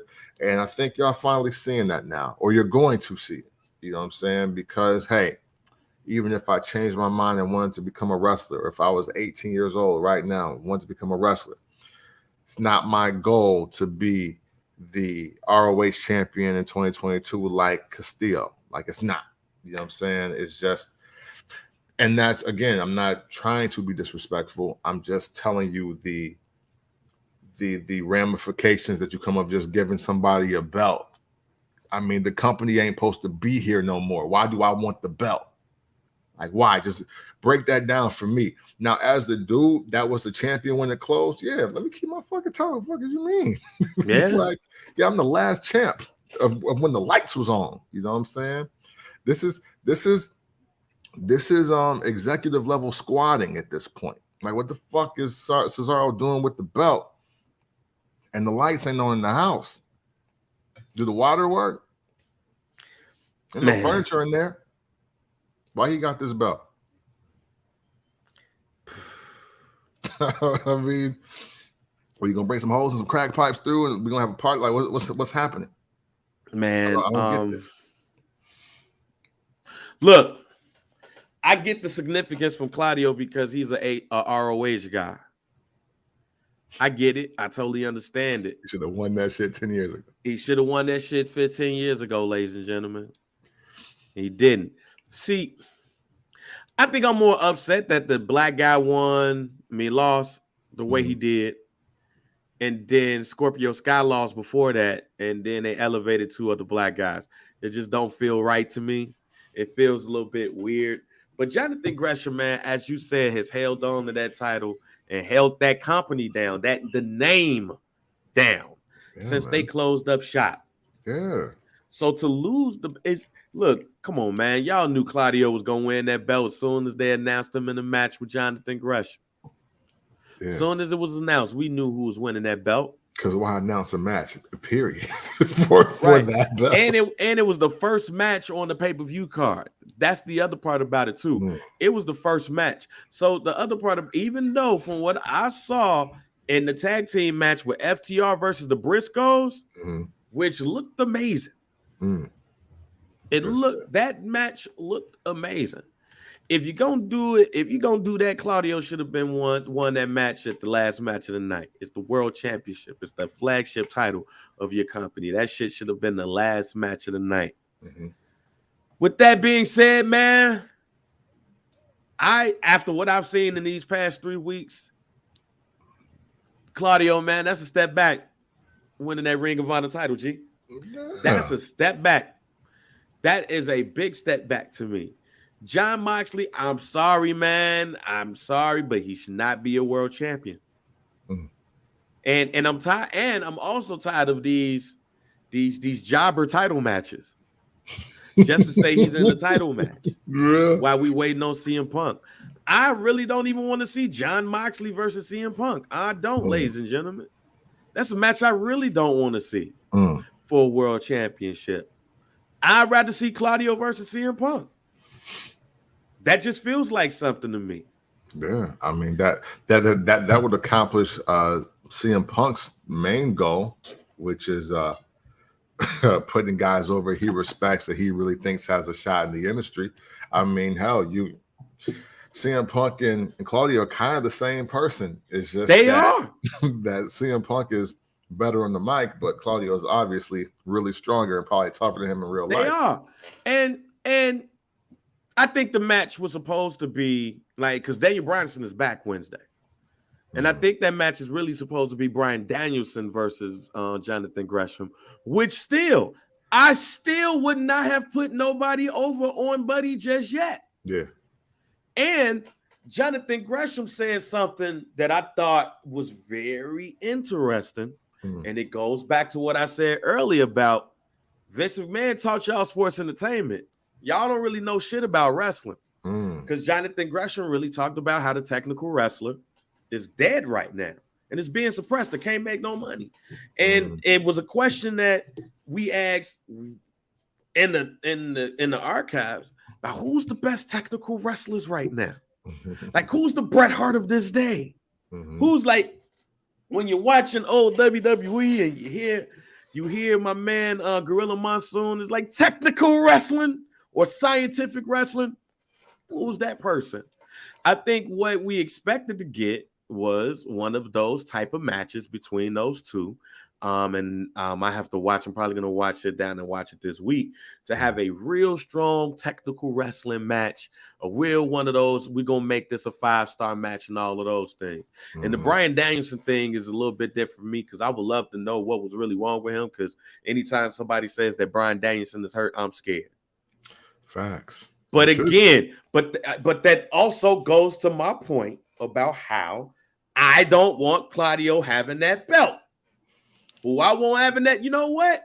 To your point, because you said it earlier about Bryan Danielson training and doing all of those things. I'd rather Bryan Danielson have that belt, that ROH belt. So Jonathan Gresham, you go over on dude. And since Bryan Danielson is coming back this Wednesday, his comeback match, we prepare for that type of shit. So now, since Jonathan Gresham beat one of the Blackpool Combat Club guys, Bryan Danielson like, you be my homie, but you ain't gonna be me, fam. And then they have a classic match. But I don't want Claudio having that belt. And it might sound like a joke because it is, but it ain't.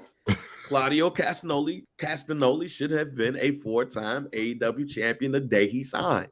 Because if we feel like the one person that left WWE and went to AEW who should have been a multiple-time world champion is Cesaro, aka Claudio Castagnoli, he should have been world champ. Guess who he should be fighting? CM Punk. Yeah.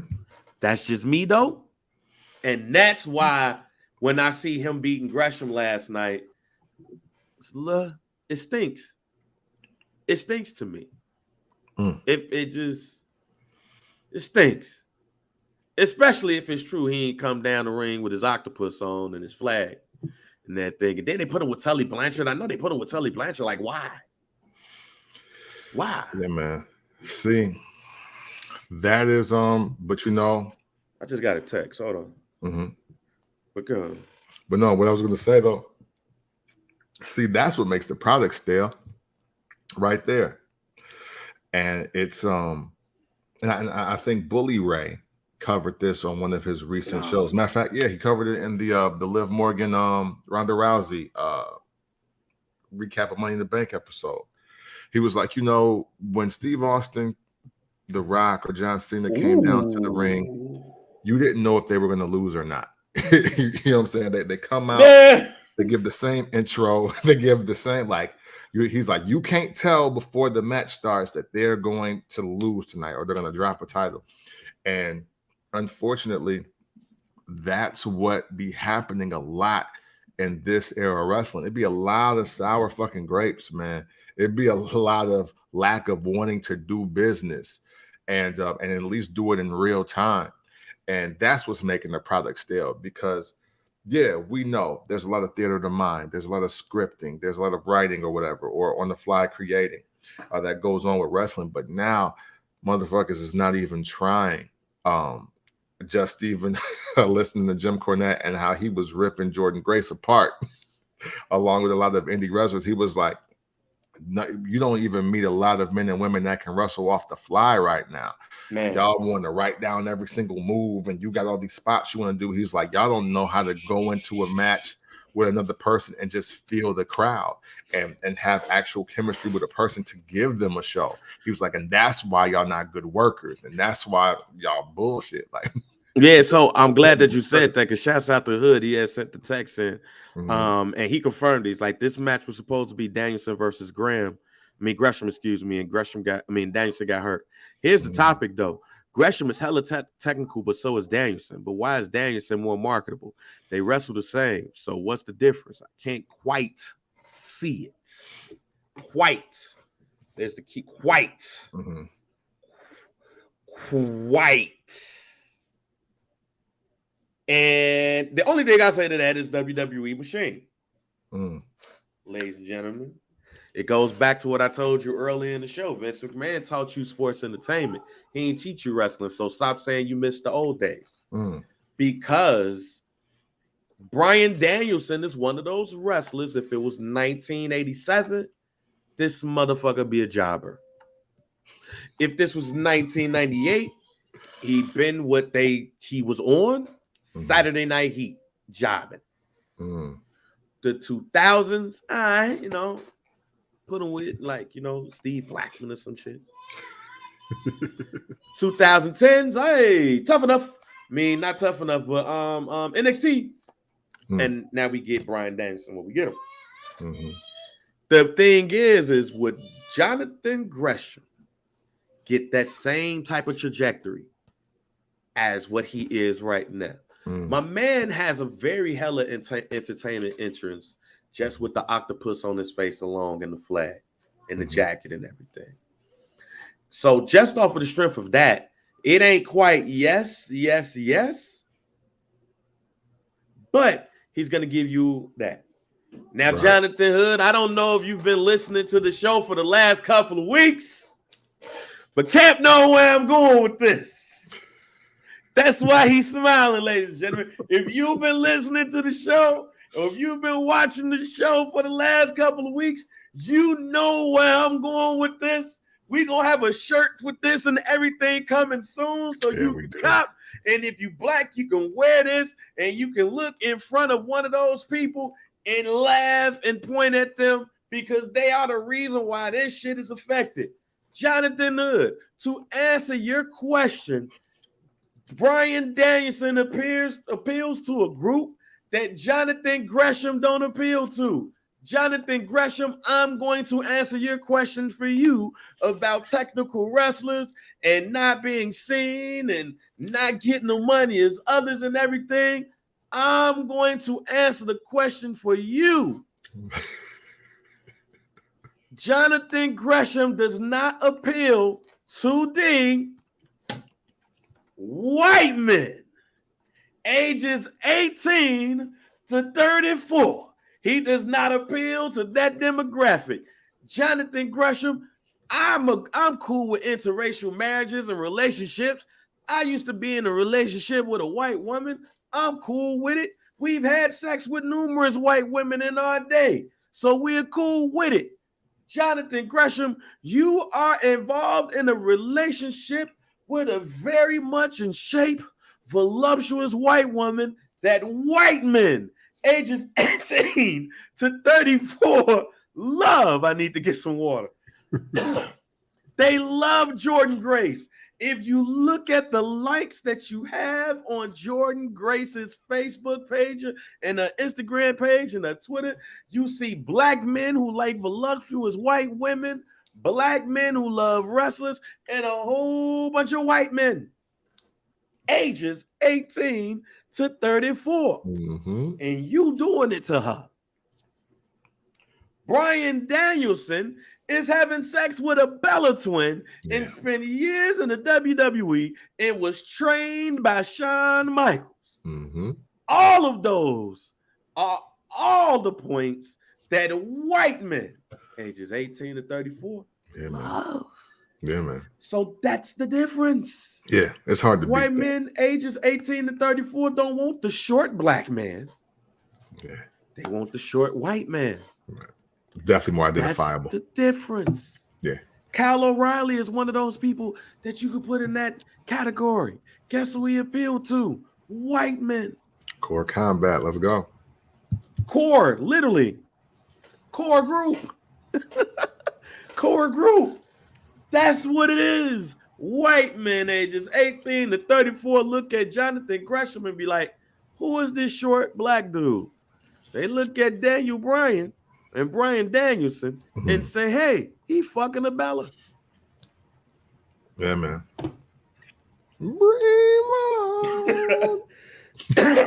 That's what it is. I'm sorry. No, but it's the truth, though. And to Tony Khan's point, would you rather have on the brand that you're trying to bring back up and out, the short black guy as your champ, or Claudio Castagnoli? So I said all of that shit and was like, I don't like this shit. This shit don't feel right. It feels nasty. And knowing the demographic of wrestling, they gonna pick the Claudio guy. And it's his first world title. You look on Instagram and see when he made the pin, how he looked when he won it. Eyes buck like, oh shit, I got this shit. Because it's eluded him his whole wrestling life. He's never been a world champion. And ROH is where he cut his teeth at. And then he went to the WWE. My friends, 18 to 34 white male looked at Jonathan Gresham and was like, it is, that's the difference. So you're right, Hood. We quite can't point to it, but we can. And that's why we get a lot of stuff when it comes to wrestling. And Gresham, hey man, I truly look. When I first saw you wrestle, G, I said, man, this is some shit we've been missing. Because if you look at WWF back in the day, for every Andre the Giant and Hulk Hogan and Macho Man, you had the Ricky the Dragon Steamboats and you had the Bret Harts that gave you that technical shit. That'll give you a dope-ass wrestling match while we're in the land of the Giants. And that went away for a while. It went away starting with one dude who just so happened to do some wild ass shit with his family, and they won't mention his ass on the WWE no more. Yeah. That technical wrestling shit went away when he did what he did in that company. Other companies has the chances of doing it, but they rather have dudes flip and damn near break their necks. Yeah, man. Hey, yo, I didn't realize this. But the Young Bucks and all they fans killed technical wrestling. You know what I'm saying? Y'all wanted all them flips and super kicks. See, this is what they were talking about in that like late 2000s to early 2010s range. Like Triple H, Ric Flair, Randy Orton. There were so many guys that were like, yo, y'all think this shit is lit. And it ain't. Like, it's not. Like, they're not wrestling. They just kicking each other. And they just flipping off for shit and breaking tables. Like, it's more to wrestling than that. so I mean, shit. So, yeah, hey, look, man, this is kind of y'all fault. This is fucking y'all fault because y'all think the fake rockers is cold. Now, granted, they matches as of late have been better than what I used to see when I YouTube these motherfuckers. And as you hear, Camp is not a fan of the Young Bucks. He called them the fake rockers, ladies and gentlemen. Yeah. That like, yo, I still say, and we have an episode on this. You can check the archives. Listen, it's the reason why Paul Levesque sent that cease and desist out. He was like, nah, y'all not the clique, bro. Y'all not this. You're not this. You can't do this. I'll allow AJ Styles and Finn Balor to do it. But the rest of you motherfuckers can die breathing. Like, I'm not doing it. And to the point, because that's not technical wrestling what they doing. It's not at all. It's just hurting themselves. Kicking and flipping. So, yeah, shit. I'm sorry. That was just a revelation I wanted to bring to the show. I have No, nothing more to elaborate. that's the elaborate perfect. on more than That's the perfect revelation. Like yeah. there, we are more interested in seeing multiple super kicks and damn near breaking your neck doing death defying ass shit than the joys of technical wrestling. Let me ask you this. Mm. Let me ask you this. What's your favorite submission hold of the day? Man, you know what? It's always gonna be the Walls of Jericho, man. Mm-hmm. It used to be specifically Rick Martel's Boston Crab, but after I seen the Walls of Jericho, I was like, oh yeah, no, that just looks cooler. All right, so here's my question. Here's my next question. When the last time you watched a match, right? Mm. And I'm not talking about submissions in general, Mm. but because some of these submissions we've seen people like Roman Reigns win with chokeholds and shit like that. Mm-hmm. But back when we grew up, we had Scorpion Deathlock, we had the Sharpshooter, we had the Figure Four, we had the Boston Crab, we had the Cloverleaf, the Full Nelson. Well, not necessarily Full Nelson, because the Full Nelson to me identifies with power moves, like the Full Nelson, the Bear Hug, things of that nature. They the chokes, not sleeper holds, but chokes.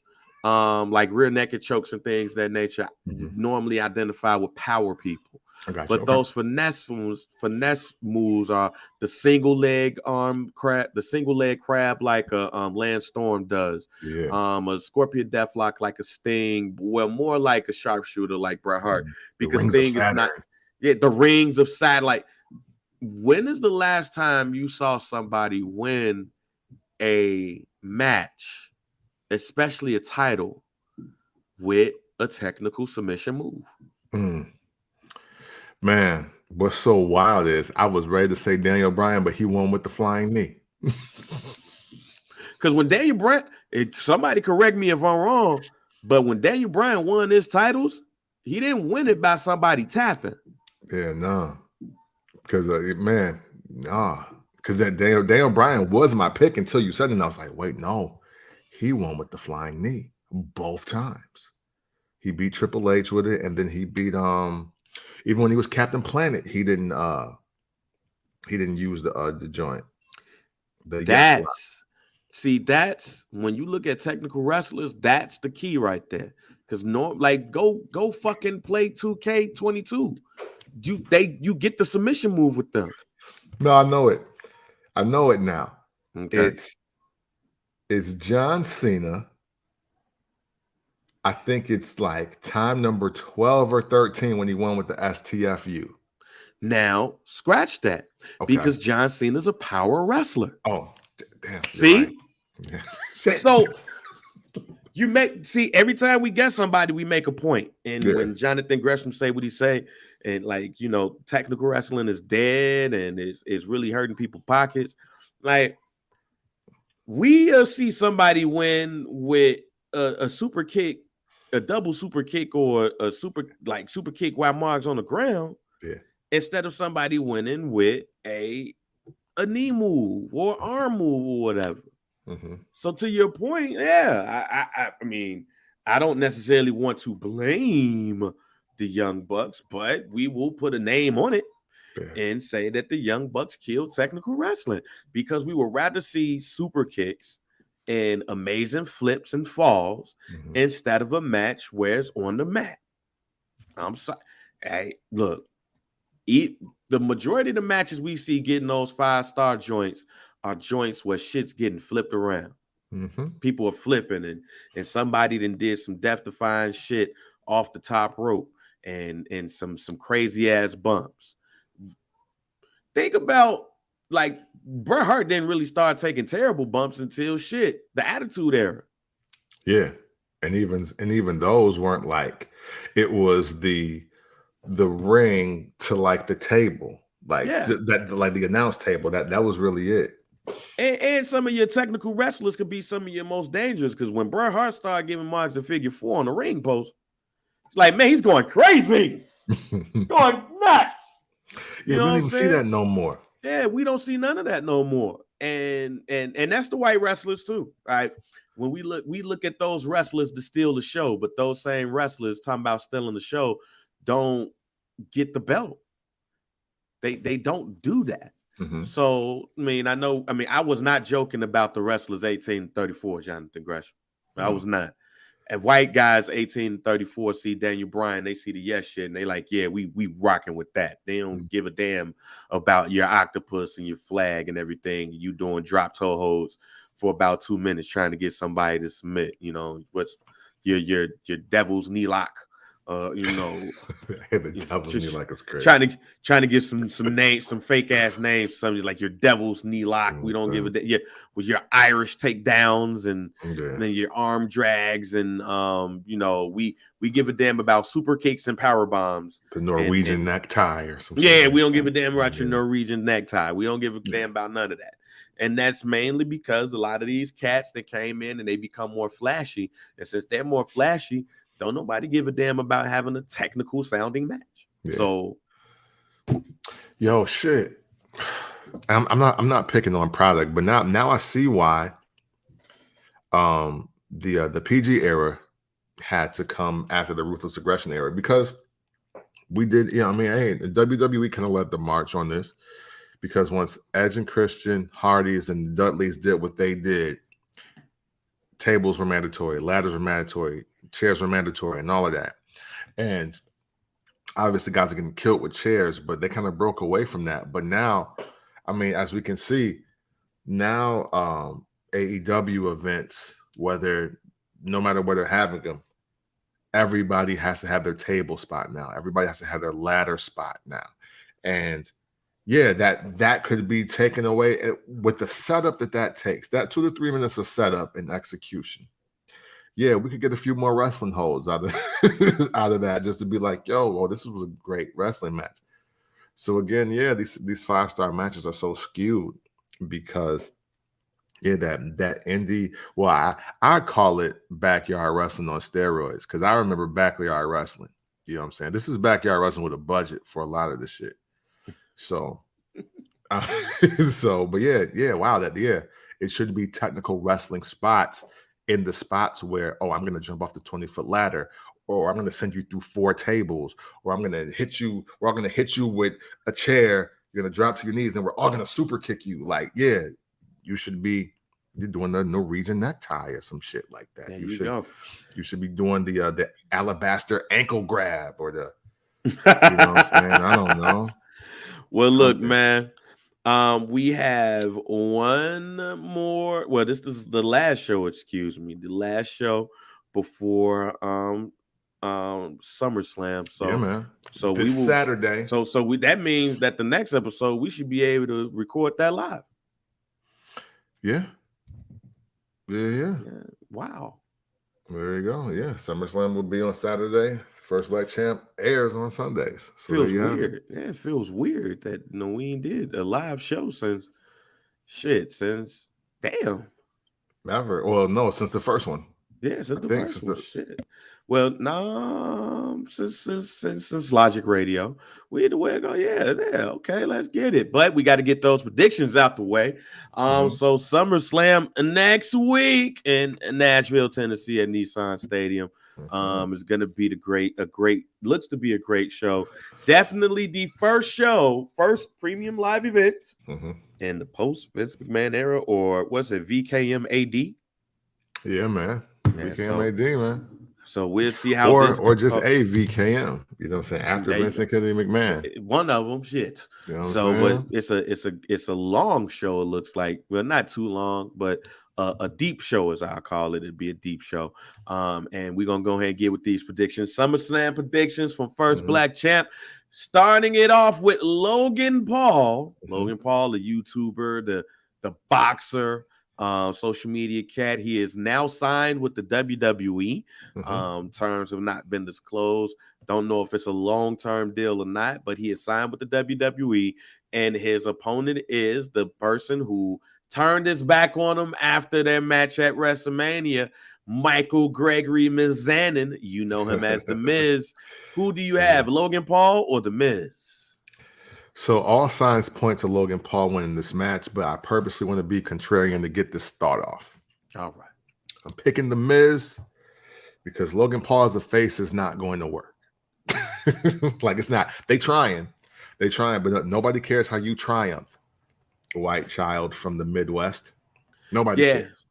Because white men ages 24 to 35 don't give a damn about some young dude at that's a millionaire talking about somehow he had to get it out the mud. I'm picking the Miz as well. Even though the Miz will take an L to a guy, I think the Miz is they're gonna allow the Miz to give him an introduction into wrestling. Mm-hmm. So I'm going to pick the Miz in this one as well. All right, man, let's go. Bobby Lashley versus Theory. Now, Theory has a lot of questions around him, man, because if Vince McMahon is no longer a part of the product, who was really the voice behind Theory? Does the new regime believe in Theory? I believe that Theory is the future, but do Triple H, Stephanie McMahon, and Nick Khan believe that? But then you have Bobby Lashley also. You know, are they still high on Bobby Lashley? We got to think about this when it comes to these new regimes. But Bobby Lashley is the champion, and this is a match for the United States Championship. I'm going to not bet on white. I'm going to bet on black here. Bobby Lashley keeps the belt. This is the battle of Vince's guys. You know what I'm saying? Like in a real way. If you know anything about Bobby Lashley's history. Man, Theory has put himself so far over with this Money in the Bank. This is the first time the Money in the Bank contract has mattered, I would say, at a significant level in about 4 years. 4 or 5 years, I would say. This is just another match for him to get under his belt, make Bobby look good, make Theory look good. But I got Bobby Lashley winning this match because he's the uncrowned WWE champion. So no reason for him to not have a belt. There we go. Let's go on over to Pat McAfee versus Happy Corbin. Pat McAfee been hitting on these promos, and Happy Corbin been hitting on these attacks, man. Who you got in this match? You know what I'm saying? And the a Colts locker room brawl. I'm picking Pat McAfee, man. I'm picking Pat McAfee for the Colts locker room brawl. Pat McAfee's on fire, man. I think, again, when we talk about just new stars in the world of wrestling, it gets no bigger. I mean, it gets no more promising than Pat McAfee. And I say even more so in Theory, because look what he's done from the mic. Look what he's done from just sitting with Michael Cole into the ring. Corbin, obviously, you trust him to do what he does. I think this is one of the better stories in wrestling, if I'm being honest. And I would have never guessed it by the two ex-football players that played for the Colts. Shout out to Indianapolis. But yeah, there we go. But I'm picking Pat McAfee for sure. I'm picking Happy Corbin here. Okay. I'm going to go the opposite. Pat McAfee is going to put over Happy Corbin.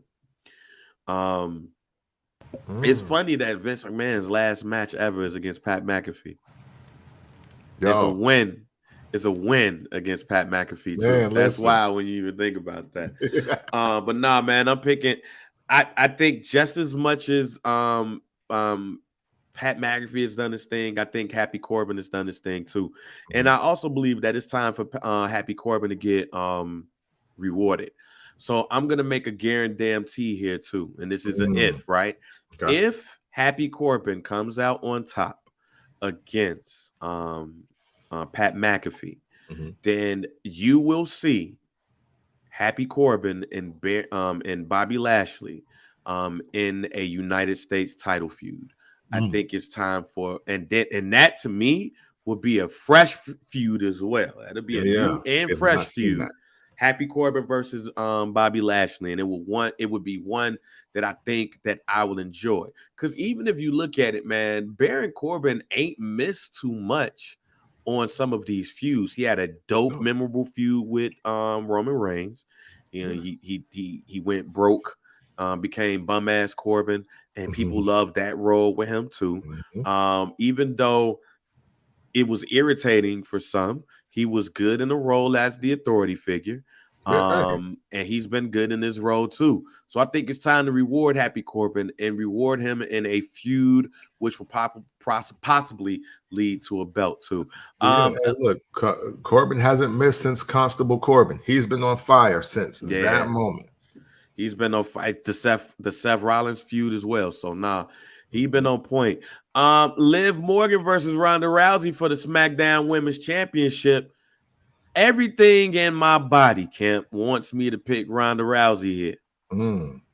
Everything in my body wants to pick her. Mm-hmm. But I'm gonna pick Liv Morgan. Okay. So how I don't know why. Okay. I don't know why. But I'm gonna pick Liv. Well, I got Liv Morgan by disqualification. I'm sorry, go ahead. I was gonna say, other than Ronda Rousey might want to go back to the crib and be a mom. Mm-hmm. But yeah. I got him. Well, you know what? I think Ronda Rousey is gonna finally define herself as a heel in this moment. That's one of the big swerves I have happening tonight. I think that she attacks and beats the shit out of Liv Morgan, but she keeps her title. Everything about this is the perfect opportunity for Ronda Rousey to be the heel that, the WWE universe already thinks she is. You know what I mean? It's it'd be some cheering, but it's far more booing and uninterestedness. So I got Liv Morgan keeping her title via disqualification, with Ronda Rousey solidifying herself as the new woman heel on SmackDown. All right, we go into probably one of the it's the third. When you come to think about it too, this is the trilogy. Mm-hmm. This is the rubber match as far as singles matches. Mm-hmm. A rematch from last year's SummerSlam where she lost in 26 seconds. A rematch from WrestleMania where, to me, it is still match of the weekend. Mm-hmm. And now we're getting it again at SummerSlam. Bianca Belair versus Becky Lynch for the Raw Women's Championship. Yeah. Camp, who you got? Man. Uh-oh. Hate to say this. Uh-oh. But I'm going to pick Becky Lynch, man. I'm going to pick Becky Lynch. Because her storyline is how she needs the title. I'm trying to just make this a thing without making this a thing. But for me,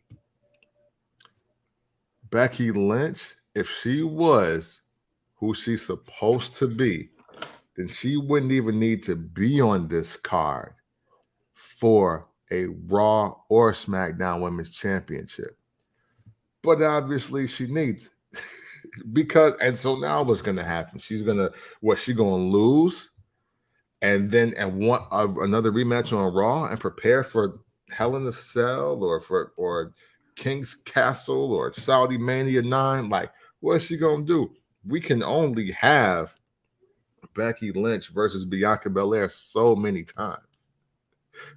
And we're already high-key tired of it. She's beaten her twice. Like, she beat her. And technically 2 or 3 times. I know triple threat matches and this, that, or whatever, but she lost. But yet and still, everything Becky Lynch storyline is around her and the title. So, hell, I got her winning because Bianca Belair don't need the belt. Man, Camp, I got another guarantee. All right. The double turn here. Okay. I think we get a double turn. I do think Becky wins the match. Okay. But in my double turn, you're going to see where I'm going here. Mm-hmm. Because there's parts to this. But I think that Becky is going to turn into Bianca. Bianca's going to turn into Becky. Whereas she's going to lose that belt and she's going to go crazy. Mm-hmm. And when she goes crazy, she's going to beat up Becky Lynch. You can't have 2 of them as faces. No. Bianca Belair and Becky Lynch both cannot be faces. True. But I think that the crowd wants to cheer Becky Lynch. They want to. Yeah. So Becky Lynch is going to win, and Bianca Belair is going to snap because this would be 2 SummerSlams in a row that she lost to Becky Lynch. Mm-hmm. And that's going to cause her to go off. We not going to think it as a heel turn. The culture is not. But white men and women ages 18 to 34 is not going to believe what the black girl did to the white girl. Which leads me to the tag team match. Oh, I was gonna say, as long as Bianca Belair brings back the World Star, I'm happy. Usos versus the Street Profits with Jeff Jarrett as a special guest referee. Mm-hmm. The Usos will win. The Street Profits will break up. Yeah. Montez Ford will be the Shawn Michaels in the breakup. Not saying that this is going to be Marty Jannetty over time. I'm just saying, like that episode on the barbershop on WWF Superstars, where Shawn Michaels is asked to make a choice and he super kicked Marty Jannetty and threw him through a glass window. Mm-hmm. Angelo Dawkins will get his ass beat at SummerSlam. And who's going to meet Montez Ford at the top of the ramp after he is booed tremendously in Nissan Stadium? Bianca Belair. Both of them two will be heels together. Hey man, listen, I don't mind being late. I don't mind being the pay-per-view late because again, look, we've been talking about this the last few weeks. I'm loving the love that Angelo Dawkins has been getting. As far as this main eventing, Mook, we appreciate you, sir. I like what this means for both of them. I like what this means for both of them. Even though the Street Profits are a successful tag team, it's clear what the people want. And not even the people. I'm talking about the locker room, the staff. Like it's clear what the company wants in this. Yeah. And they want that Montez Ford solo run right now. He, much like Gunther, did exactly what was asked of him. He bulked up. He's still keeping the same moveset. Still looks very impressive. Mm-hmm. And you can see the edge. The edge is there. And now with that, of course, coming off of the episode with Corey Graves, Angelo Dawkins, looking better than ever, telling y'all, hey, look, you see mid-card level work right here. You know what I'm saying? Like now, at least. At least. Like he's showing that, I'm more than just the hot tag guy in tag matches. I can be the work. And the Street Profits have looked great, but unlike the Usos, it just like they both have something so special that you don't have to keep them together. Whereas the Usos were like, even though main event Jay was a thing, he hasn't looked better than what he has right now alongside his twin brother. It's just what it is. So I got happening what you got happening because I called it for the last pay-per-view. Yes, you did. We both did. Yeah. Street Profits, first Black Champ podcast told you first. Usos over Street Profits. Street Profits break up. Bianca and Montez become the new real-life version of Sherry and Shawn, 1992-93. Mm-hmm. Now we go to Riddle versus Seth freaking Rollins. The match we didn't think that was going to happen because Seth freaking Rollins at one point said that he didn't want to be in the ring with Buddy. Now he in the ring with Buddy. Yeah.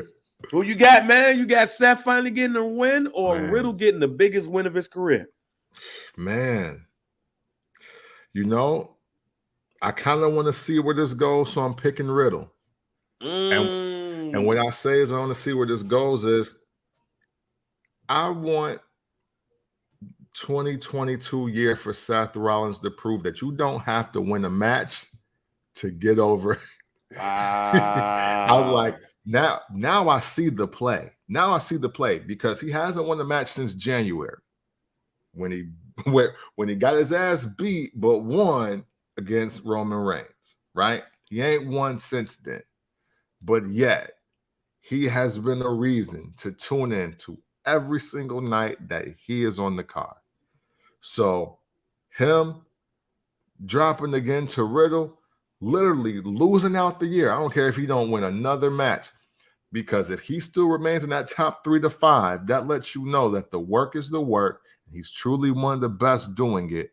So I wouldn't mind Riddle getting the victory that he needs, because he needs that big post RKO victory that puts him in a different conversation.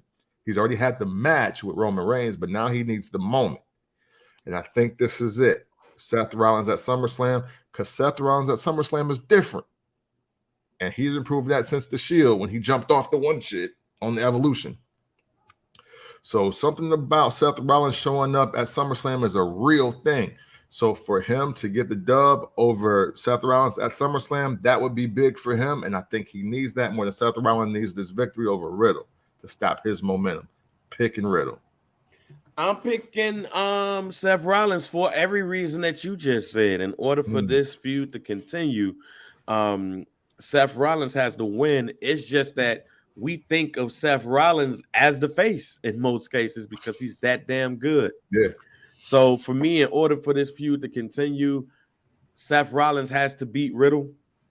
I think that this sets up Riddle for possibly the biggest win of his career, a couple of pay-per-views away. But Seth, to your point, I think Seth already is proven to be so over that you don't have to win. But I think in this one, he will win. He will take it home, and we get to reset on a little bit of Seth Rollins a little bit because he will finally win. All right, man. Last match of the night. The last match possibly ever between these two guys. Let's hope so. If the internet is right in some way, this would be the last match of his career in the WWE, possibly, because he'd rather be in the WWE with Vince McMahon. Roman Reigns versus Brock Lesnar for the undisputed Universal World Heavyweight Championship. So this is for the globe, man. Not just for the globe, excuse me. This is for the universe. Yeah, man. This is for all that new shit that the telescope had found in space. Yeah. All right. And this is in the best out of 7 we did not know we wanted. We did not ask for. We did not petition for. But we gonna get 2 big meaty men bumping meat, possibly for one last time. Oh, it's the last time. Just want to make sure, Vince McMahon say never, but he ain't with the WWE no more. So exactly, we'll see what. so you could definitely say anything. And this is the last man standing match. So, Camp, I got 2 predictions. Okay, I'm not gonna lie. It's part of the reason why I'm anticipating this match now. 1, who wins, and 2, while we are sitting down watching this match, will these 2 men walk past us and fighting at the same time? Man. Will we get to see these 2 men fighting up close? Will sweat from their bodies pop on us and we go ill, but beat that man ass? How does this look for us? And how does this look for the winner? So I want to pick Roman Reigns coming out of all of this. And when I say all of this, I mean everything, because I do believe Theory is going to try to cash in. And part of me believes Theory is going to try to cash in because, again, ladies and gentlemen, if you haven't been watching the show, if you haven't been listening to the show, Theory is going to turn 25 2 days after SummerSlam or something like that. Like he got like 2 or 3 days, and then he's going to turn 25. So I don't know how they're going to slice it, But no matter what, he will be the youngest undisputed Universal Champion ever. No, whenever he wins it, because technically Brock and Randy Orton won the world and or the WWE Championship. They never won both of them. Chris Jericho won it. You know what I'm saying? And so you already see the wording being different here. Yep. Already see the wording being different. However, everything in me says that the Usos are going to make sure that he don't cash in without a well-whooped ass. And that's just going to be it. And also, hey, look, no Vince, no Brock, man. No Vince, no Brock. I now believe more than ever that if there was one wrestler that Vince McMahon was keeping in the WWE, it was Brock Lesnar. That's why his schedule is what it is. That's why he still remained to be the attraction that he was always billed and booked as being. And I can't even see Brock Lesnar beating Roman Reigns and then wanting to show up to Raw and then wanting to show up to SmackDown and then to really prep for another match with somebody that's not Roman Reigns. I don't see it. I don't see it. I don't see it. Not with Vince not here. Nah, let's see how that works. I'm already 40 plus. Like, you know, I'd rather hunt and skin animals alive in my backyard and then have unprotected sex with Sable. That's what I would rather do. That's literally what Brock Lesnar's schedule is. You know what I'm saying? He wake up, shoots an animal, skins the animal in his house, eats it, probably rare, and then he no condoms his wife, Sable, and then he just wakes up and does it again. That's all he does. So with that being said, with no Vince McMahon around to treat him like the attraction that he wants to be as far as his capacity, I can't see him winning this match. I also don't see Theory cashing in. But the cool thing about Theory is he'll never have to cash in because no matter what, within the next year, he's still going to be the youngest undisputed WWE Universal Champion, no matter when he decides to cash in. But I think we are going to get 1,000 days of Roman Reigns before that happens. Oh, man. Oh, man. I thought about this all week, fam. Mm-hmm. And not only that, knowing that we're going to be in the building. Yeah, man. And how I'm excited to be with my homie to watch this event. I ain't been out of town, but only for work for a while. Mm-hmm. So I get some time with my homie. We get to shoot the shit like we used to. Go to Summerslam. Come home. Yeah. So something got to be memorable for this, for us to talk about, because we are at a premium live event, one of the top 4. Yeah. The big 4 premium live events. And God, you know, God said, yeah, it's going to be some good stuff happening. Mm-hmm. We gave away a ticket to SummerSlam, 2 of them to Travell. Last time I was at an event with Travell was me talking shit to Reggie Theus at a Bulls game. Yeah, what did Reggie Theus do? Besides that show, that TV show. He coached the Sacramento Kings, fam. That's true. Yeah. That was the only thing he did wrong, fam. So, and I already said I'm not gonna call nobody out their name because FanDuel. Cam got a bet for this, so it's gonna be a great weekend. You know, we probably gonna see some people. I'm building this up for this, Cam. There's going to. God said, yeah, you right, Bang. Because he already told Vince McMahon he had to retire a week before the event. So this here is the new WWE. Like how the WWE said that this was the new generation. And then this was the Attitude Era, the Ruthless Aggression. Get the F out, all of these things. This is something new coming to the WWE. This is why my prediction is going to be history happens twice. What happened when Brock Lesnar defeated The Rock at SummerSlam to win the championship? He left. So my prediction is Brock Lesnar is going to defeat Roman Reigns. Austin Theory is going to try to cash in. He's not.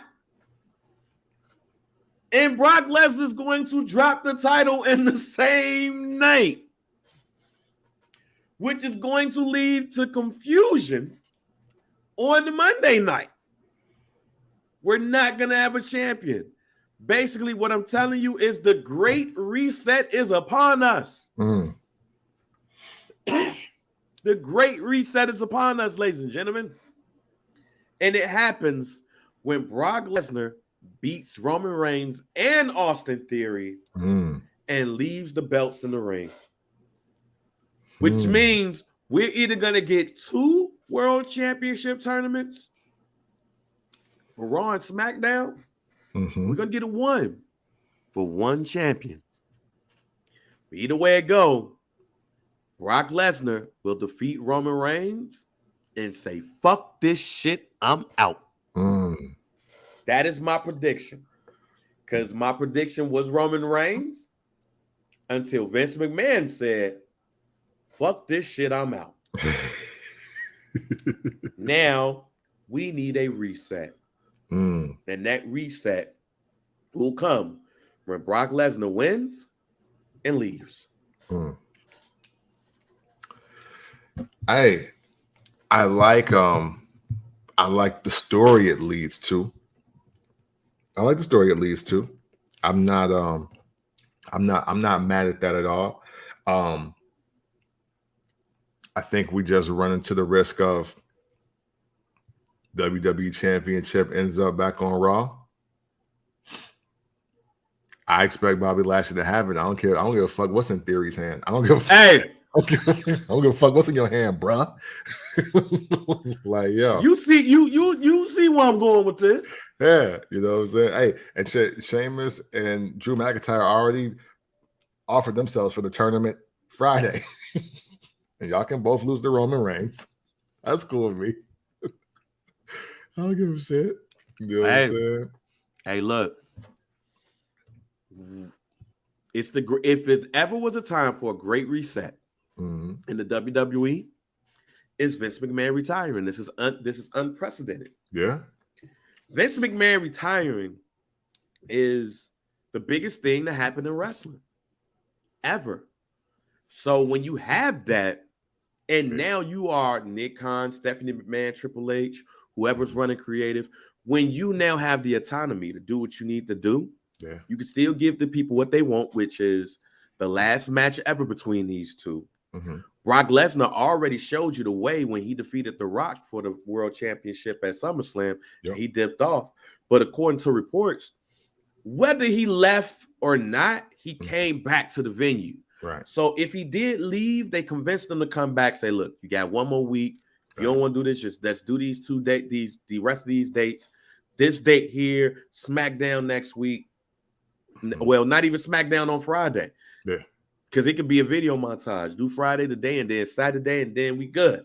Yeah. Because the Atlanta show is supposed to be sub SummerSlam. Like it's a summer solstice, I guess. And then SummerSlam is Saturday. So exactly right. Or New York. New York is on Monday, excuse me. So that's do Friday, do Monday, and then do Saturday, and then you know what? You done. We good. But when you do that, I don't think you have to make a splash that's just as big. Well, not big, just as big as this man, because it's nothing. But you have to let the fans know that this is a new day. And let's keep it a buck. The fans wasn't a fan of them combining both belts. No. The fan is not a fan of these two wrestling right now at SummerSlam. They wanted a Seth Rollins or somebody else. Yeah, facts. Now, if Randy Orton would have never got hurt, well, we would have had this match. I don't know. But the fact of the matter is, Stephanie and Nick has to make a big splash at this premium live event in a stadium, an outdoor stadium with the world watching. You cannot be status quo. Yeah. To me, the only way to be status quo, to not be status quo in this case, is to not have a champion going out of the event and wipe the slate clean. So a Bobby Lashley, a Riddle, a Seth Rollins, a Drew McIntyre, a Sheamus, somebody who might come on Monday are now involved in the world title picture. A tournament to pick and choose who's going to be your new champion. And may that be on Raw, SmackDown, or both. May it still be Roman Reigns becoming the champion of SmackDown and Bobby Lashley on Raw. Or, even though I love Bobby Lashley, I think the most deserving right now is Seth Rollins. Because of what he's done. Yeah. Either way it go, it is now time to switch it up. This is now what the invasion was. And after the invasion, they switched everything up. Yeah. Ric Flair came back. They eventually had the draft, and you saw new people get moved up. More people spread it out.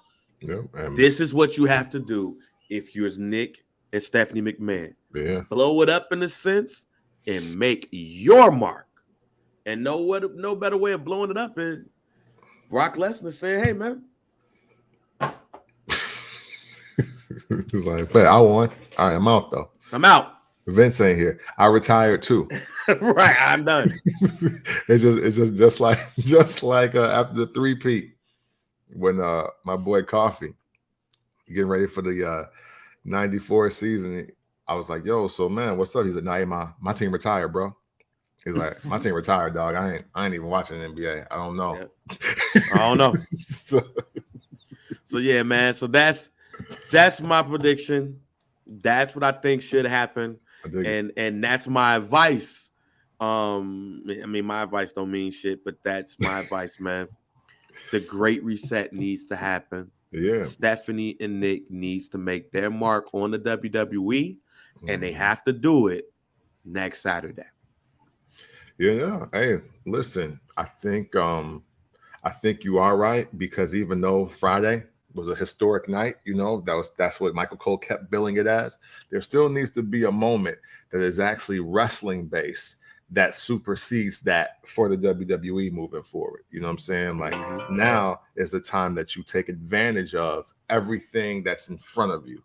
And what better way to do it? Even though I'm not even going to say I want the 1,000 days of Roman Reigns to be a thing, but hey, just never know. This makes sense though. It all makes sense though. But we'll see, man. Monday on Raw, between Monday on Raw, and Saturday, on SummerSlam is going to be interesting. The only thing that I ask for SummerSlam is Gunther versus Shinsuke Nakamura needs to be on SummerSlam. That needs to be on SummerSlam, and not the pre-show either. That's not slated as a match right now, but it should be a match, and that match should be on the main card because Gunther got to stop slapping the shit out of Buddy ass, fam. Yeah, they probably gonna wrap it up in Atlanta. I think. I don't know. I hope not. Like Atlanta, the Atlanta SmackDown show is turning into what the pre-shows used to be. Because it's like that's true. Like it's New Day versus the Viking Raiders. It's fucking Aaliyah versus Lacey Evans. Yeah, the only other shit that they need is fucking Gunther versus Shinsuke Nakamura. Yeah, that shit is turning into like, hey, order this pay-per-view. Yeah, man. And this is what we giving you. Like, hey, we're gonna give you this while we're waiting. Hey, at least we know it ain't no filler though. There's no filler on the SummerSlam show, which is also very telling to me. It's only 8 guaranteed matches, 8 that are locked in, and it's no filler. it's no filler right now. So I'm Yeah. I'm anticipating some big and extravagant moments to take place. Not just one, but a few in that night. All right, well, we gonna be enjoying that night. Shouts out to Travell for getting those Yeah, tickets, yeah. man. We'll see you in Nashville and all that for SummerSlam. Is going to be a great night. All of the homies are kicking it. We gonna be dressed up to the nine. The first black champ gear. I might buy me some first black champ draws and just wear it to the event, ladies and gentlemen. Hey, there you go. We'll do what you gotta do. Do what you gotta do to get the stuff you gotta have. You know what I mean? Shout out to Big Sean. Yeah, right. But end us off, man. All right, man. Hey, again, we thank you all for tuning in to the live stream. However you stream, whether it was YouTube, Facebook, or Twitch, we greatly appreciate you. The likes, comments, shares, commentary, banter, tags, first time listeners, and maybe some of you last time listeners. Who knows? Yeah, make sure you subscribe to the Barbershop Digital, man, and get the audio. Yeah, you know, make sure you do that as well. And, you know, we would love to do this show no matter what, but you all being a part of the show makes it that much greater. Again, congrats to Travell for one, being an avid supporter of the show, but also the winner of the SummerSlam tickets for this Saturday, Nashville, Tennessee, Nissan Stadium. We hope that you and whoever you decide to bring have an amazing time. And always remember, man, if you ever want to talk about wrestling in an unconventional way, you do so by checking out the First Black Champ podcast. Camp, bang, we are out.